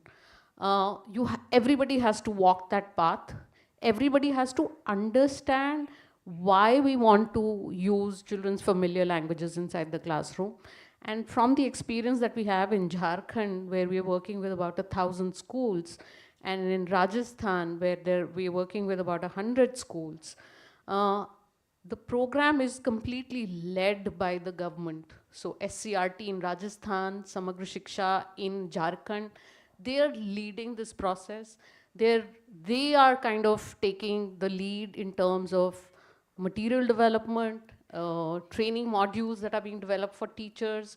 And as what Dheer said in the morning, it's important that local people are part of that process of creating all of this material. One of the really exciting things that has happened in Jharkhand for us is that while we were developing reading material for children, the big books and the poem posters, we had girls from the KGBV schools come and work with us in developing those materials, thus making sure that the local context, the local culture was as much there in this material. And in all of this, I think the other element is of taking parents along. I completely agree what Professor Mohanty said, that until parents are on board and parents understand why we are doing this and how this is actually going to be very helpful for children, we won't be able to do it successfully. And there'll always be that conflict between what the school is delivering and what parents are really expecting the school to deliver. But I do want to say that when you have these conversations with parents, you realize that parents also have their own aspirations. And I'd like to share here, I was in Dungarpur and talking to a mother's group there, and we were discussing that the school is now teaching children in the language that you speak at home. So what do you think about it? And the mothers were saying that, now we are understanding what the school is doing. I relate to a lot of the things that the child comes back and tells me, आज school में क्या हुआ, आज class में हमने क्या पढ़ा.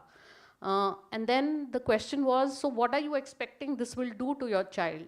And this one mother, she stood up, and this, her testimonial just keeps coming back to me every time I talk about multilingual education. And she said to me, कि जब मेरा बच्चा इस गाँव में बातचीत करे तो वो हमारी भाषा में बात करे, जब वो जयपुर जाए तो वो जयपुर की भाषा में बात करे, और जब वो दिल्ली आए आपसे बात करे आपकी भाषा में आपसे बात करे. And I was like, she's talking about multilingual education. She's talking about her child being multilingual.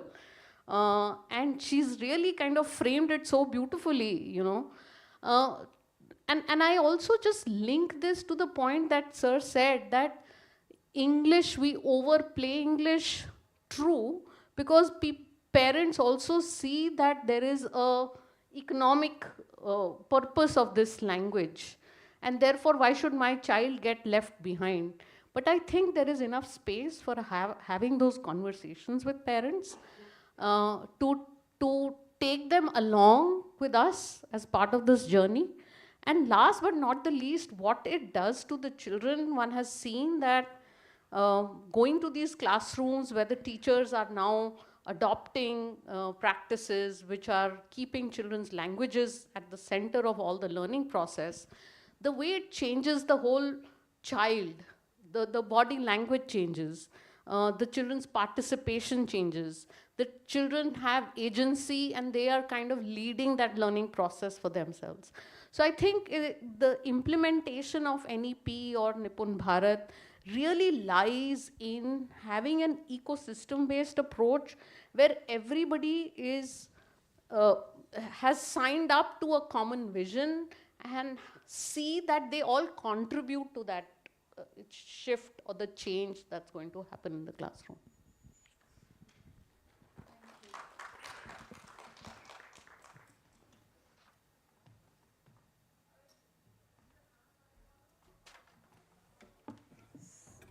So very rightly said, Sunisha.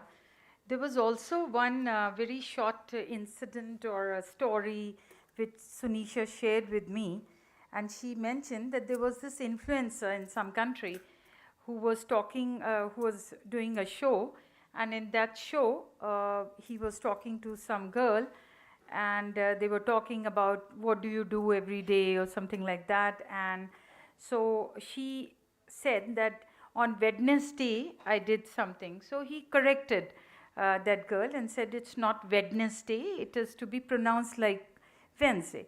So she said, but am I not communicating? Did you not understand? So what is it, the message in this small short incident is, or story is, that language is for communication. And that is what children of all the countries are actually wanting to do. Globally, when they come to the school for the first time, they want to communicate to their classmates, to their teachers, to their surrounding, and they want to be comfortable in that particular ecosystem wherever they are.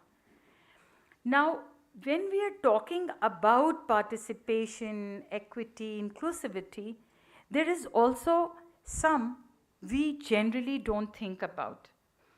And what UNESCO always says, leave no one behind. When we are saying Bhasha matters, it is not just that it matters. We are also talking about the matters related to Bhasha. And that's the reason we kept our title as Bhasha Matters. So one of the children or one of the cohort or group which is generally left behind are children with disabilities. And that is why we ensured that we also include them in our report.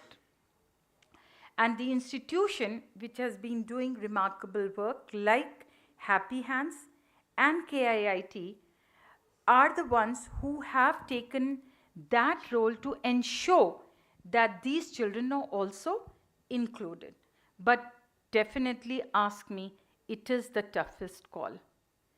What our friend Dr. Mona Lisa Bal is doing there is something very unique. I'll definitely request her to give us one small story how it began, and also to tell us that how in this particular format or design what you're doing, how are you helping in the cognitive, linguistic aspects, also looking at the socio-economic development of children, and also this whole group of deaf, blind, and neurodivergent learners. So it's a huge group you're catering to, and each one comes with its own challenge. I and Urvashi had the privilege to see it in person, and really it was something which is like an eye-opener. And therefore, please share with us your design, your resources, and all that what you do with the students at KIIT. Over to you, Thank ma'am. you, Homa. Dignitaries on the dais. Namaskar. Audience, thank you. And UNESCO, thank you. I'm from KIIT International School, and we run this little, I would say, department which has 300 neurodivergent children. And we have started working we are working for last 10 years. And we are actually struggling with language. Language is an emotion, it's an identity, it's an expression, we make sense out of language. But when children come to us, neurodivergent children, they speak in a language which our therapists do not understand, our special educators do not understand, our mainstream teachers do not understand, and our mainstream students, they are far at the back to understand. So what is this language that we need to understand to mainstream them, to bring them into a space where equity is defined, inclusion is there, and quality is there? That language is yet to be researched and yet to be defined, I would say. They come from different backgrounds. Parents speak in English. As Sir said, dominant language. Sunisha, you also spoke about dominant language to be English. They don't speak in mother tongue, Odia. No one speaks in the mother tongue. And we keep on banging our head against the wall. Why our languages are disappearing, our identity is disappearing. None of our parents speak in their mother tongue at home. When I ask a child who comes to school, UKG child, tell me what is the Odia for Thursday? I don't know. Must be something. How do I know? So they go to their second language class to know what is the translation for anything which is in English to be translated in Odia. They don't speak it at home. And then their audiovisual most, their cartoons, everything is in English. So who do we actually point the finger at? We are talking about tribals getting into mother tongue language. Yes, they are not getting it. Multilingualism coming somewhere in the later on. But what about the children, those who are elite, those who are going to elite schools? And then we have these neurodivergent children, those who are actually nowhere when their parents are talking in a language at home. When they come and speak when the special educator is talking out of that, she has to finish the curriculum, she has to finish the content, she has to take them to the therapy, she is in a different mode. So they are all pushing, rushing, probing, and who's actually in the middle suffering? Children. And the policies are there. But how much are we following? How much are the teachers following? But for all of that, we have started working again, as we all discussed, we are bringing parents to the mainstream. We are bringing parents to the school.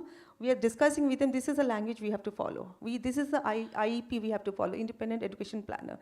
This is a cognitive language we have to follow. This is the therapies we have to follow. Sensory rooms should look like this. Sensory content should look like this, though we do not have a curriculum in place yet.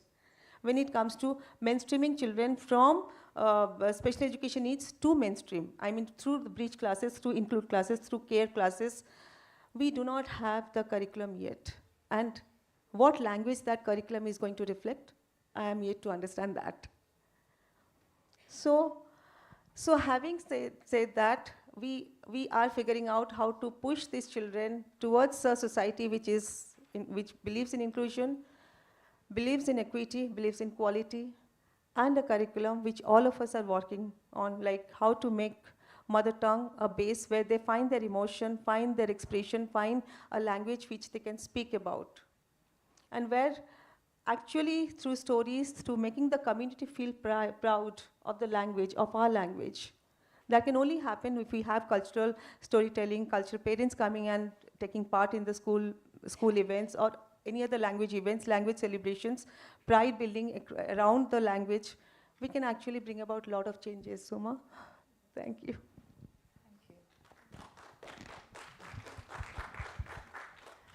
So we were talking about policies at state level.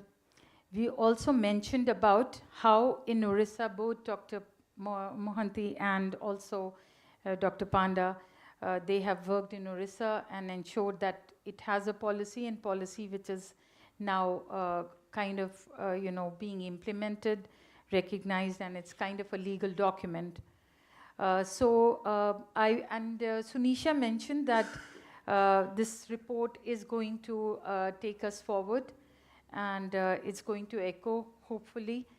And I would say that to my surprise, I got an email yesterday from Jharkhand, and I was surprised at how do they know about this report.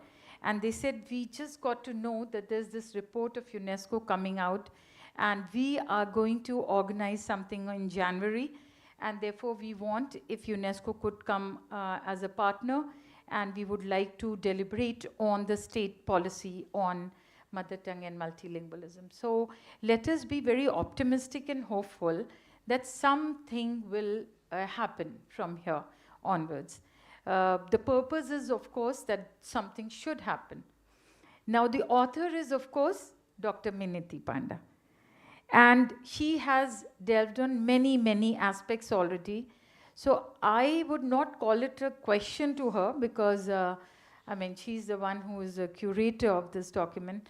So I would rather ask her that the kind of 10 recommendations we have, what is your take on these 10? You do not need to go too deep into it, but at least delve on it and tell us that what kind of restructuring, what kind of pedagogy, assessments, or things like that can take place, because the environment is definitely positive.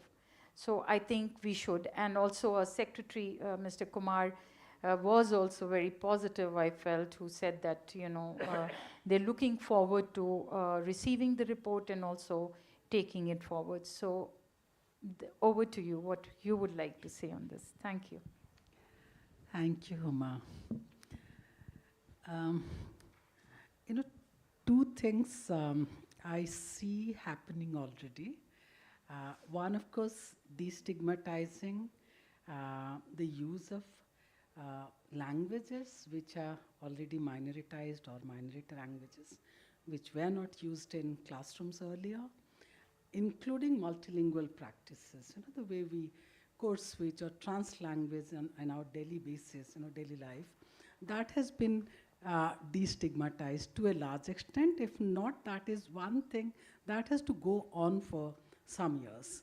And that's also linked to our attitude towards place of language in education, like whether to use any language as instruction and what is its relationship with the desired languages, the languages that we want to learn, say English or Hindi or Odia. The second thing that is already happening is, because we are at very early stage, class 1, class 2, we are talking about foundational literacy, there seems to be a kind of shared understanding and confidence in implementing that, because the pedagogic principles are simple relatively. I'll not say they're simple, but at least people see that as doable. The challenge will come when we'll take MLE to higher classes.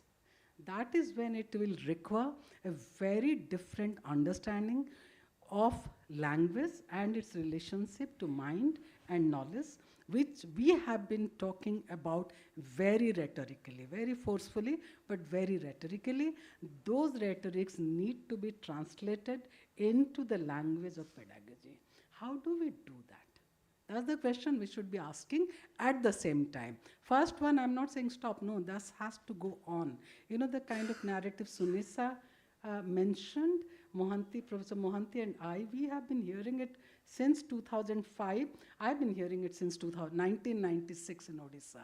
Like, as when you go and talk to parents, children in their language, and they see their languages appearing in the classroom, a very different kind of consciousness rise in them, different kind of belonging come across, The school starts looking a very different kind of sight. So that has to go on.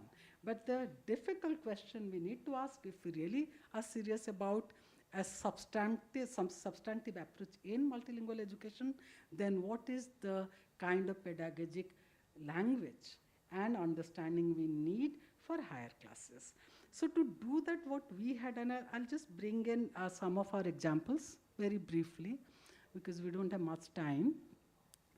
We have experimented with many of these because we were asking very difficult questions to ourselves way back in 2007, 8, 9. Not that we're not asking them, but those were our projects. We had taken those up. So one simple thing, when we talk to each other, employing 2-3 languages, or I'm speaking in one language and he's struggling to understand me, and as well as trying to communicate in his language something to me, a lot of things are happening. A pedagogue needs to understand. As we trans-language or code switch, we constantly trans-knowledge. More knowledge systems are coming into play. The simple concepts, the academic, so-called esoteric academic concepts start getting legs from the experiences of children, again rooted through their languages, and then a kind of understanding, abstract understanding emerges from there. And that abstract understanding, if you're a psychologist or an educationist, you will understand that it comes from the struggle, not from giving a concept in plain, simple, understandable language to somebody. It doesn't come. Concepts fall in place only through struggle. So what is the nature of that struggle we want in the classroom today when we bring children's languages? It's not a language, children's languages at the center of our pedagogy. So that's one thing we need to dialogue. Second, like I'm a Vygotsky, I always ask that, okay, I know what water is. Why should I be taught about water in the classroom? So obviously classroom is telling something very different about water to me than my home has told me. So how my understanding of water that I've got from home become a scientific concept of water that school wants to give me? What is that journey within a multilingual framework? So when we say multilingual framework, please, it's not only about languages. It's about concepts, it's about ideas, it's about participation, it's about collaborative struggle. I'll scaffold somebody's learning and somebody will rise. None of that works. I have to struggle and rise.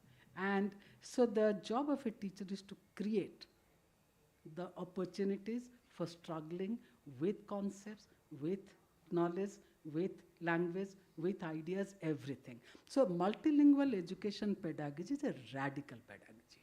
It is all about struggle, tension, dialectics, and it is all about shaking each other, but then traveling together. When we travel with concept, we travel together. Pedagogy has to be about that. I think the language of multilingual education pedagogy has to come out of this very early exit, thoda sa scaffold kar do, thoda sa madad kar do, to a real pedagogy. This is my area. I can go on and on.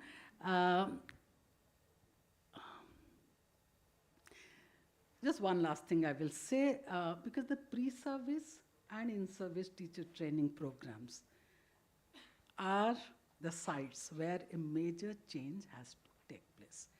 And if you want any change, then we have to create a tension in that field. If they think we have 2 modules on language and multilingual education, then we have done our job. No. It's a paradigm shift. It requires restructuring at every level. Fine. So what I was thinking, that's simple. Suppose you ask a simple question, that when a concept falls in place, how does it fall in place?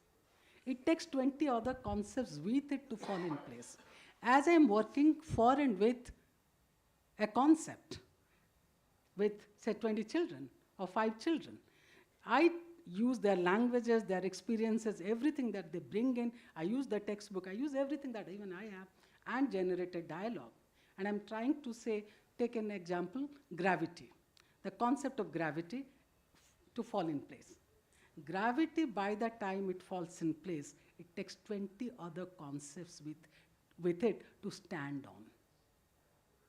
So as I move with one concept, I actually develop several other concepts. So please, if pedagogy is about developing one single concept well in the classroom, it is about a radical, child-centric, language-inclusive pedagogy. So I'll stop here. I just wanted to say one thing, that the language in which we have been talking about is becoming very uncreative, because all these terms that we're using are overused. They lose the potential to create new imagination in us. We need a new language. We need a new language for curriculum, for textbooks, for pedagogy. Let's go a step further. All of us are together to do that, to bring that language in and create a kind of dialogue which takes us in the right direction. Thank you. Thanks a lot. I think we can open some question and answer session we can have. We'll can take some questions, and you are free to ask something you think it's relevant. Yes, ma'am? Yeah. You need a microphone there. I think now you... Mobile.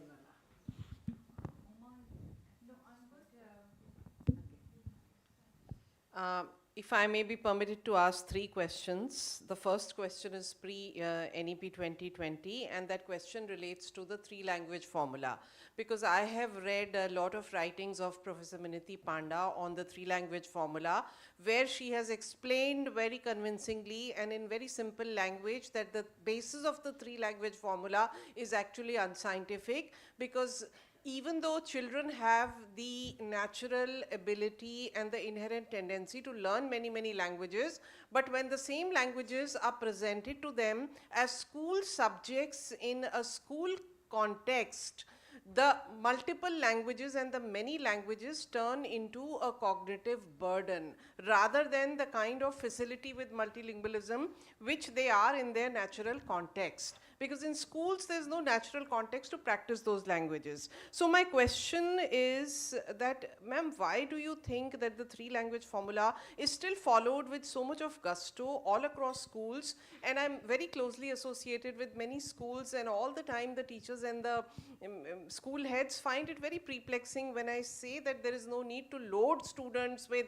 Spanish, German, Punjabi, Urdu, and so on, as if it's a great epistemic virtue to do too many languages. And then they say, oh, ma'am, you're from education. You must be knowing that doing more languages means that children develop cognitive capacities. And so ma'am has explained this very well in her writing. My first question is that, why has policy never responded to this research by language educators that putting languages in the school curriculum is very different from learning languages in their natural context? Ma'am, my second question to you is, I'm sorry I'm taking the liberty of asking so many questions, because some of my students are sitting here and they are doing their BLEd 4th year research projects on the recent CBSE circular to schools that education till, maybe Shweta, you can tell about what's in that circular. So it's a circular which is basically trying to promote mother tongue based language.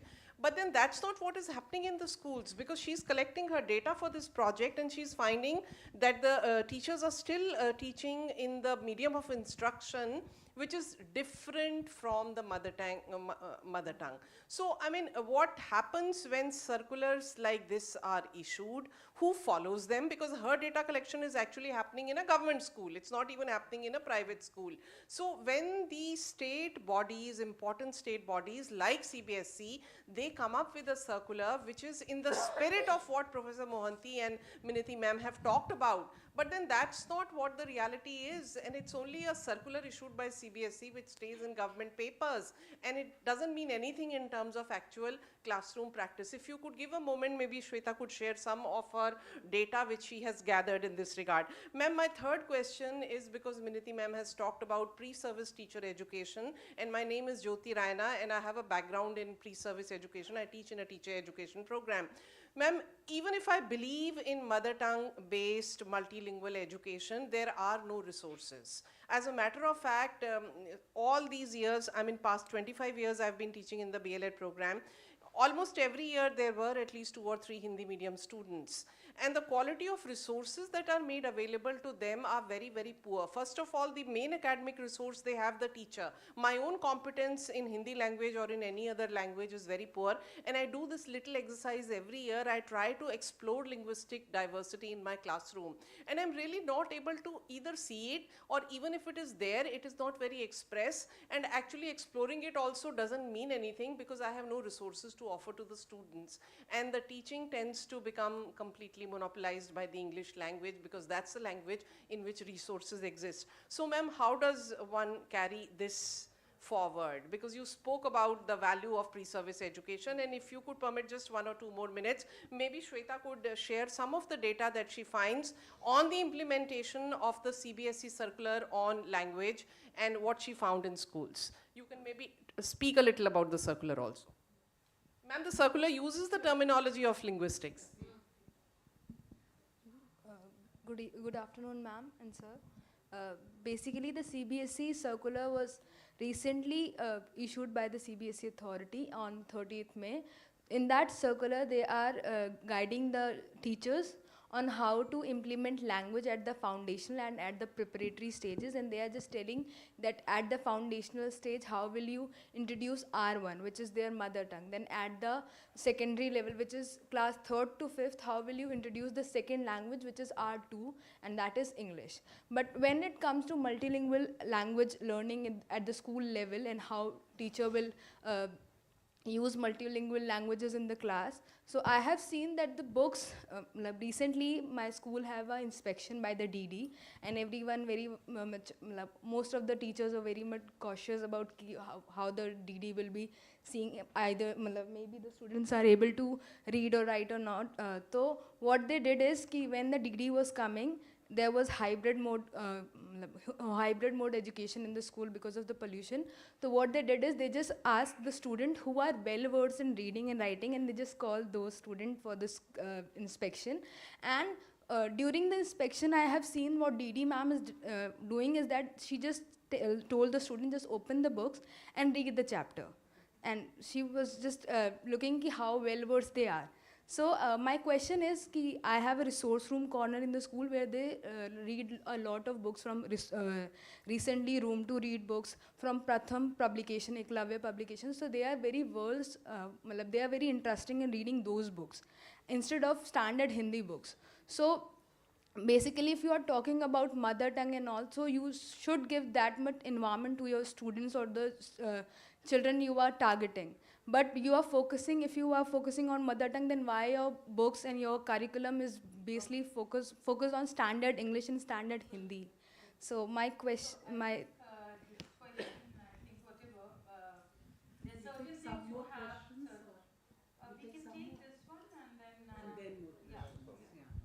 Okay, I'll be very quick. I don't remember exactly the language in which I had written, but this my relation with three-language formula is very problematic, because not that it's a wrong formula, no, just that how we decode it, and I completely agree with you that languages should not be imposed on children. But multilingualism also needs a very different kind of understanding, which is very rooted to this country. I don't know what else. I mean, cognitive burden, when the languages are just brought in as subjects, it's a burden. But if there is a fluidity that is established between languages, language and subject, there is a context to it, and also it is founded on what children like to do as well, students like to do, then it will not be a cognitive burden. Cognitive burden is because of the artificial separation we maintain between languages, disciplines, and subjects which are discipline based. So when I talk about cognitive burden, I link it to non-comprehension comprehension, and also routinely implementing something. Pre-service, yes. Also in NCF 2022 and NCF 2023, if you look at the language in which both are written, I haven't spoken to the writers about it, but in, say, in 2022, which is for foundational literacy, they're using the terms L1, L2, L3. So L1 is basically first language. It can be anything, and it can be your mother tongue also. Mostly it is mother tongue, but it can be any other language. So it counts languages in this format, which is very different from using the term R1, R2, and R3 as nomenclatures. They talk about regional language 1, regional language 2, regional language 3. These are very different languages or categories. And it's just like one is for first 5 years, and class 3 school and NCF school education will apply from class 3 onwards. So I really do not know, NCERT has to answer this. But this confusion, I understand why this is done. And your question is the answer for it. I'll not get into that, because shifting from L1 to R1 probably is that. The reason for it. Okay. Hello. Yeah, I think the three language formula, like the rest of the new education policy, it's only suggestive. It's not a rigid set of formulas, because if you go by the policy, a tribal child in Gujarat would learn mother tongue, whatever tribal language it is, Gujarati, Hindi, and English. Therefore, it cannot be three languages. Three languages is only a broad suggestive process that we have to understand. We also have to understand that unfortunately, languages are divided in a hierarchy. The model has been used, I have used this model double divide, which is English at the apex of that hierarchy with a gap between English and the Hindi and all other state or scheduled languages. And then the second divide is between these languages and tribal languages, tribal indigenous minority languages. Now, what is this double divide doing is assuming that children are taught in their mother tongue because they will quickly move into the higher level. That is why I do not subscribe to the bridge model, because it's not a bridge. Its bridge would assume a two-way traffic, going from mother tongue to the other dominant languages and back to the mother tongue. That doesn't happen. What actually happens is what I have said is a ladder model. You use a ladder to go from your mother tongue to the higher level language, and once you reach there, you don't need that. Throw the ladder out and then go to the last one. So that is what is happening, unfortunately. So we need to, parents, teachers, the government, the policymakers need to understand that we need to establish the fact that all languages are equally placed. Unfortunately, what hangs high on the mind of the parents, is that the child already knows this language, let the child go to the second language. It's counterintuitive in a way. To talk about mother tongue based multilingual education is in some ways counterintuitive, because if the child has to learn English because that is most important, why does the child move away from English to mother tongue? It's counterintuitive, and that is what actually happens in the minds of the parents as well as policymakers. They think, let us quickly move on. And unfortunately, many of the international players, national players, and some states, the education system is responding to that. What they are doing is they are allowing a soft process of assimilation by somehow bringing in some other tongue in the early years and what they call the integrating mother tongue into the dominant language instruction and then quickly move on from there. Many of the international players, because the governments in all societies want children to learn the dominant language. In most parts of the world, it is English. Therefore, the players, both national and international players, are doing this. The people who are implementing or responsible for implementing the policy are bringing in a soft transitional model. You bring in little bit of mother tongue, like Madam said, the teacher would obviously trans-language. Teacher will use some knowledge of the local language in order to communicate to the child. So this is precisely what many of these players are doing. They somehow think, okay, mother tongue is necessary because the child doesn't understand or any other language. Therefore, bring in some mother tongue, and once the child begins to understand, teach her in the dominant language. And that is the most unfortunate part about implementing multilingual education in this country. Not just in this country, all over the world. So we need to realize that by strengthening the mother tongue, you are not just strengthening education, you are building the identity on the identity of the child, you are providing a more culture sensitive instruction, and you are also strengthening the mind, the processing system. Because once the child becomes multilingual, the power of processing is much higher. The neurolinguistic and neuropsychological research quite clearly show that once I'm multilingual, I have a much better processing executive skills and cognitive skills are much better. And this is neurolinguistically proved also. Therefore, that is what we should be aiming at. Unfortunately, we are aiming at mother tongue only as a ladder to go on to the next level and then forget about it. And that's the unfortunate part of it. Any other question? Yeah. Let me first congratulate all of you for such wonderful insights. You know what Professor Pandis said, and that really rings to me as a teacher. What am I? Teacher educator, right? And that is, you have a concept. You're not teaching a concept. It goes around. And while she was talking, I was thinking about that thing, water. Water for a child from the deep villages of Rajasthan has a different 20 concepts as compared to somebody from Delhi or Gurgaon, a different concept. And that's what we need to put it. And when I'm talking as a teacher educator, what's coming to my mind is when we're talking about project teaching, learner-centered.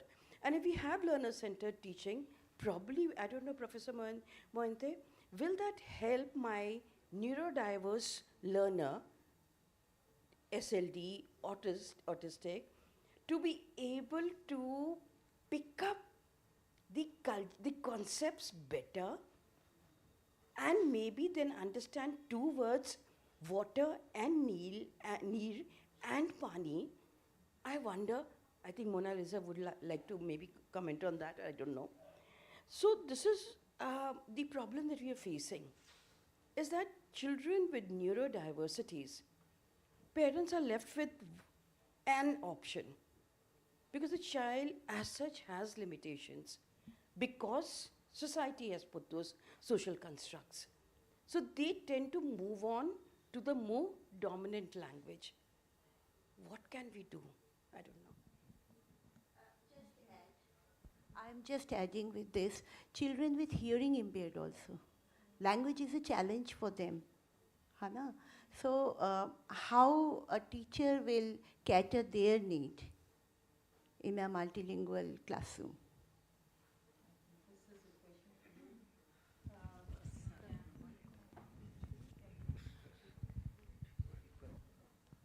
Yes.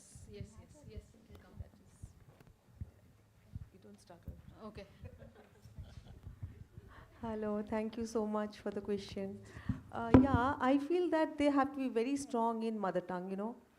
Whichever state, supposedly we are in Odisha and we have to map the children and the home language that they are using at home. And because the parents keep on talking in that language with them to make them understand the language that they understand better and then they move from, because that they are a set who do not understand every lot of things, you know, like the cognitive way of processing, their anxiety, their I mean there are many things that children on the spectrum go through. I need not specify here, but yes, we need to focus on mother tongue. That's what we have realized. We have figured that out. Like we need to map our curriculum around the mother tongue, and we have to involve the parents, involve the community, involve the teachers, all kinds of teachers, those who are around them, and the parents. I mean, parents and the teachers, they have to go hand in hand. And then the rest of the society can slowly come in. We can't just push them ahead in the front. No. So there we need to have a systematic curriculum design build up for them. We cannot be kind of, you know, like talk about multilingualism there. We can't talk about code switching, code missing there, or peer buddies. Yes, we can talk of a mainstream child coming in and helping a neurodivergent child, you know, understand, but that also in mother tongue, not in any other language. That's what we, and our work has brought those things into the forefront. Thank you. Any other question? Yeah, yes.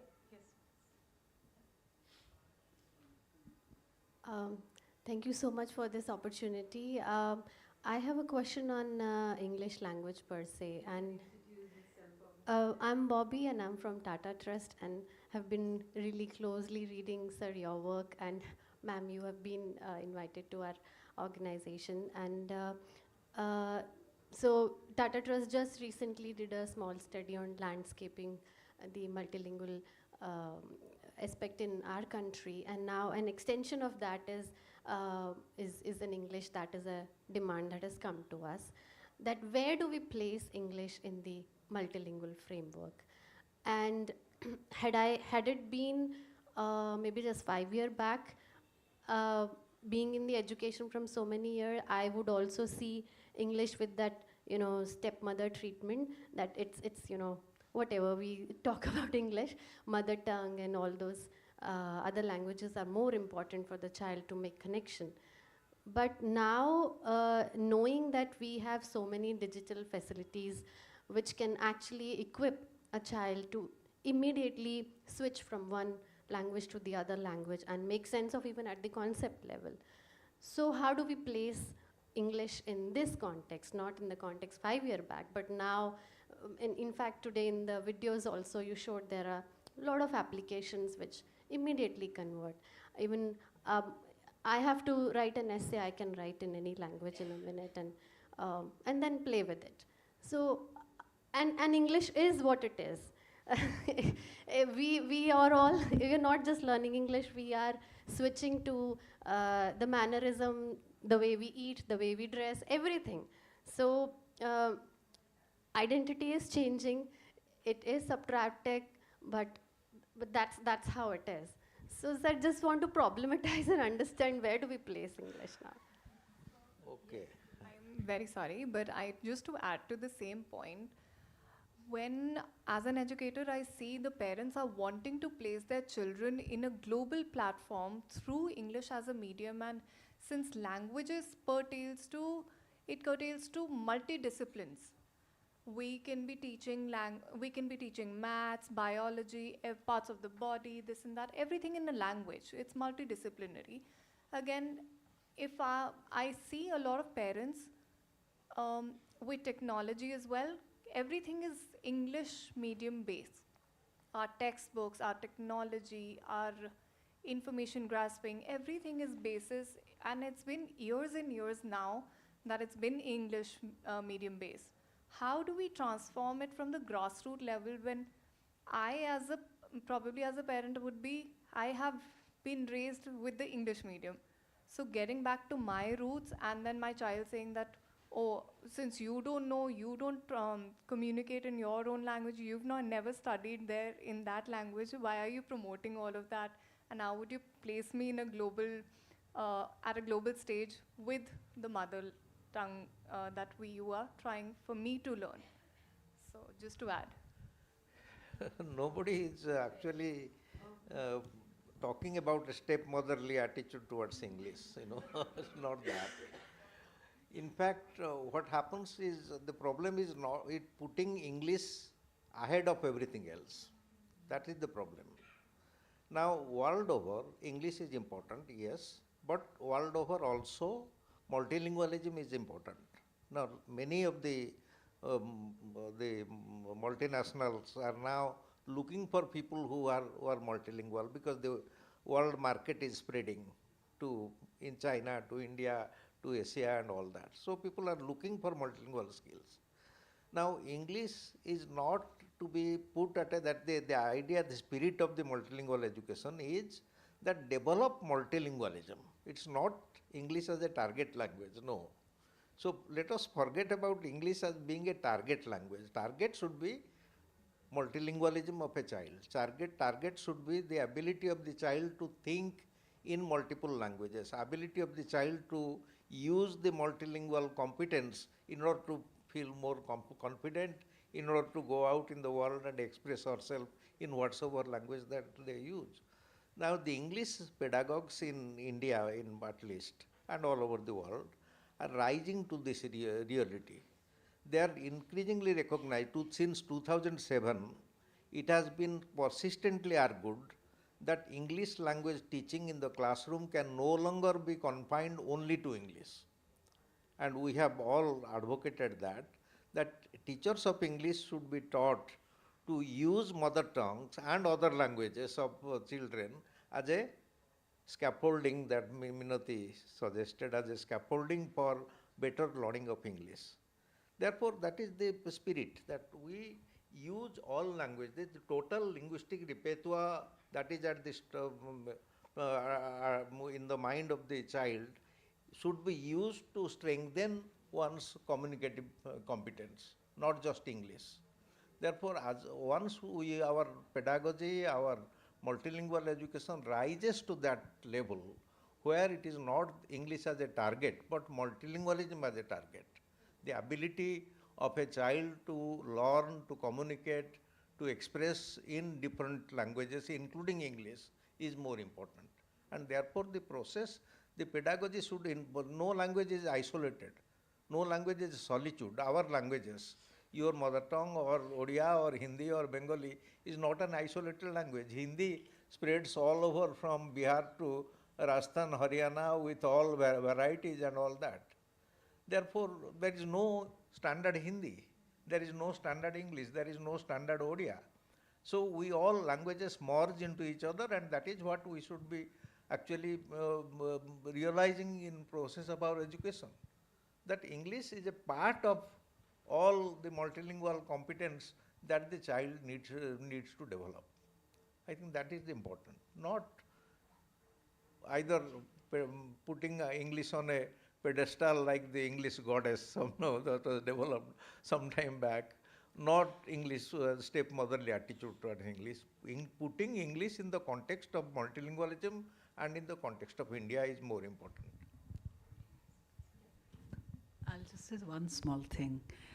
You know, when we talk about mother tongue based multilingual education, even if we use the term mother tongue, it has to be understood a little more philosophically. We're asking for recognizing children's first or the strongest languages and build their education through that. I think that's the philosophy, and best multilingual education, obviously, what is the overarching philosophy? That is that of multilingualism. Fine. And so if mother tongue based multilingual education becomes anti-English or anti-language A, then the whole philosophy goes. The moment we start interpreting, and I know where it is, and this fear is genuine because it's a very well-established, huge market driving people's images, emotions, and identities at the pace unfathomable. I mean, so I know this fear is genuine, but our response is that the moment this becomes exclusive, then we have lost the battle. So mother tongue best multilingual education is about a very language inclusive practice. Children and parents still have the right to decide where their children study. बात है कि the parents often don't see, like for many of us, education is about knowing English. Education is about knowing concepts, knowledge, It's not about knowing a language. But then that is what even the educated people think, So we need to rethink about, and this fear is very genuine. We'll encounter a lot of these fears. But I think we have to approach it more philosophically.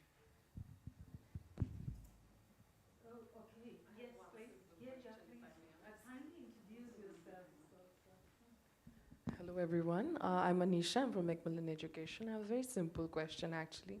So we know that India as a country, much of the states that we have in the entire school. So how do you then make sure that the classroom is inclusive for that child as well, someone? You have to make sure that those languages enter the classroom. That's the first thing we have to do. See, large segment of our education and the classrooms are actually multilingual. Now, unfortunately, the model which has been handed over to us from the West is a one language to another language. Spanish, English, bilingual program is, and French English. These are the two which are most known. Now, in our context, that doesn't work. And in our context, a classroom doesn't have a mother tongue. Classroom has multiple mother tongues. Therefore, the taking up from the methodology of multilingual education, it should be possible for a teacher to come into a classroom where there are 3 to 5 mother tongues, broadly defined. The teaching practices have to reinforce all the languages. I have seen programs in Canada where all languages are reinforced, identity development, So as I you was said. asking a question more from, like, if I take a metropolitan city and it's a school where you have 40 children, probably from 38 different backgrounds, different languages altogether. So how do you make a classroom like that inclusive, multilingual? Because it's a huge challenge for the teacher also. So, I mean, what is the best way forward in such a scenario? We have written about it. I think it's too complicated an issue to deal with right now in a short question. We started an experiment with the Keys School, about which you saw from 15 years back, where we taught teachers how to deal with a classroom which has multiple languages, how each child's identity can be reinforced, and how the child can be made to learn her own language even when she is learning other languages. There are methodology for that, and the future of the policy that we talked about today is that kind of a policy where the practice should be to deal with multiple languages as resources, not as problems in our classroom. Can I just come in, please? In the morning session, you must have seen a girl talking about how she has picked up 7 languages. So that is the institution, and thanks to Mr. Sanjay Saur and ma'am, that we could get access to these situations, which we were not also very aware of, where there are 18 languages, I mean children from different regions, and with 18 languages, and all under one roof. It's a residential school. And how this one little girl who comes to the school, and she says that I learned 7 languages. Why? Because every evening I would ask my friends that how was your mother saying, or how is this in your language or that language. And today you can, she said that when we asked her what you want to become, she said, I want to be a surgeon. So I said, do you know? So she said, had I not come over here, I wouldn't have known what is a surgeon, because where I was, I didn't know. So I think a lot of questions which are coming from this group over here is from a very metropolitan and cosmopolitan background. And where I think you probably assume that English is the way. But maybe for the child we met, could be that for her, Oriya was the target, because she's coming from a different a rural background where she's learning Santali, Koi, Gondi, some other languages. They don't know. So, yeah, so can we just have Dr. Savor? You can always explain that better, I think, because I think it was important to see the first. Yes. Professor Achyuta Samanta is the founder of K8 and KSS. So there we have 62 varieties of tribes, where 13 kind of tribes are going to extinct, the language. So there we have the language labs for them. The children come from very early age, 3 to 4 years old. When they come, they try to, what ma'am told, that ODI is a target for them. Now when we are discussing about, like ma'am told, and many people are first talking about the English medium schools, they're in metropolis. But if you look at the children, those who go for education, you look at the state medium schools and the English medium schools, you'll get a difference. So here we are, 15 to 20% are going to the metropolis, but all the other children are going to local state level schools. So there the multilingualism really takes an important place. That's all. Thank you. Uma, I have a question for the audience. But she was raising her hand since first question. Hello, good afternoon, and I have been very fortunate to attend this. I am a UN volunteer from Kalinga, KIT and KISS. So I am doing PhD right now. So my question is that we have heard many things about it, and our founder sir is doing a lot for preserving the indigenous language. So how you guys are, like, what do you think about the long-term cultural benefit of incorporating indigenous knowledge, indigenous language into a formal education?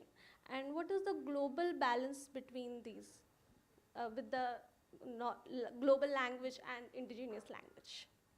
Thank you. I can answer. Questions which are coming are meant Uh, it's like a full consultation on these topics. Thanks for sharing those with us. Can but I I think Minati. we will be less arrogant. And you will tell us how to live a life. The whole climate debate is around this, that the actual knowledge of how to preserve climate, we are losing because we are losing certain languages and the knowledge the speakers of that language have. And those are the communities that actually struggled in their everyday life. So preservation is a very, very understated in a word. I think by documenting, preservation is bad, yeah. I don't want to use that word. Those languages and those knowledge systems have to be there. They have to be alive all the time. If that requires preservation, do it. Otherwise, it should be used in all forums so that it stays alive.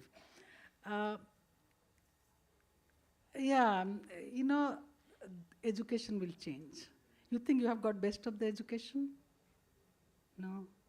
We have learned how to fight with each other, how to separate from myself from each other. Those tendencies will be less, will probably be more human. So I think what you are saying should be the primary goal of education. It shouldn't be to build a room like this, but to create a world that is livable. I have one question, then you can take others.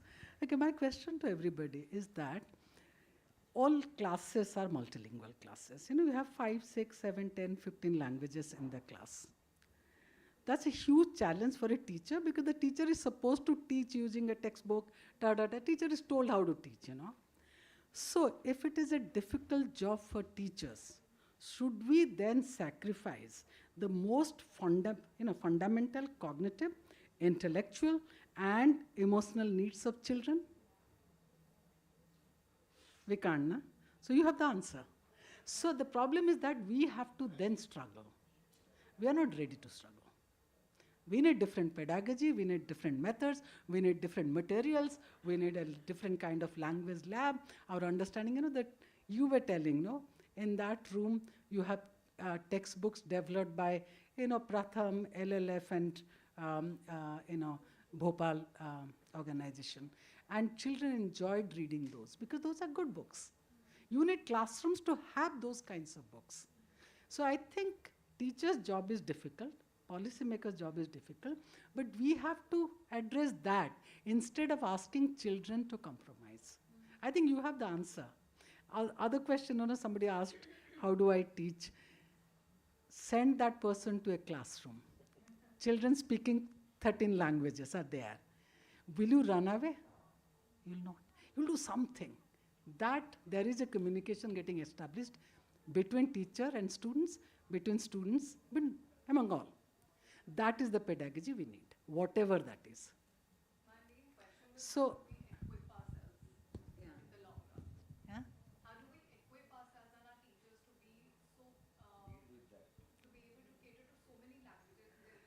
yeah, we don't debate pedagogy.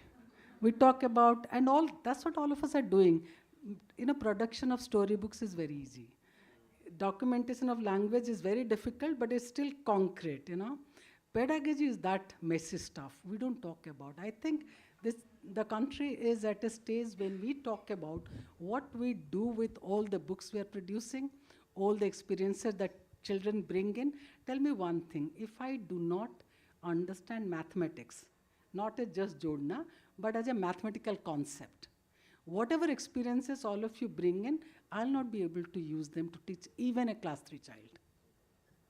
I need to understand addition as a mathematical concept to teach addition using children's experiences. That is what our teacher training programs do not give.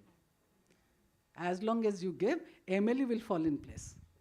See, if you assume that teacher is there only to teach and others are to learn, that is the wrong model. Teacher is part of the classroom, so all of them learn together, and that makes it much easier actually. In fact, I just say this, that go into a sports field where children from different languages, backgrounds are playing together. How do they communicate? They all understand the rules of the game. They don't need a teacher or an interpreter. Well, a teacher can facilitate. I don't want to keep the teacher out of that situation. But I think a sports field gives us a much better analogy of what should be happening inside a classroom, that how the teacher and children should be engaging with each other to be able to learn language. So for me, that is actually a concept that we should start thinking about more when we're thinking of multilingualism. I would say thanks. We can always, we are going for high tea.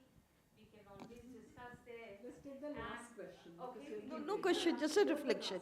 Reflection. This is, it's just giving me a very nice high as a teacher, as a pedagogue, that I am not a teacher. I'm just a facilitator. Right? And we have this thing called in pedagogy, zero lecture. And when we try zero lecture, the learning is much more for me than others. So that's what we need to do, and we will learn. Thank you very much. To the panel and to all the participants here. I never thought, I was really not so optimistic when we started.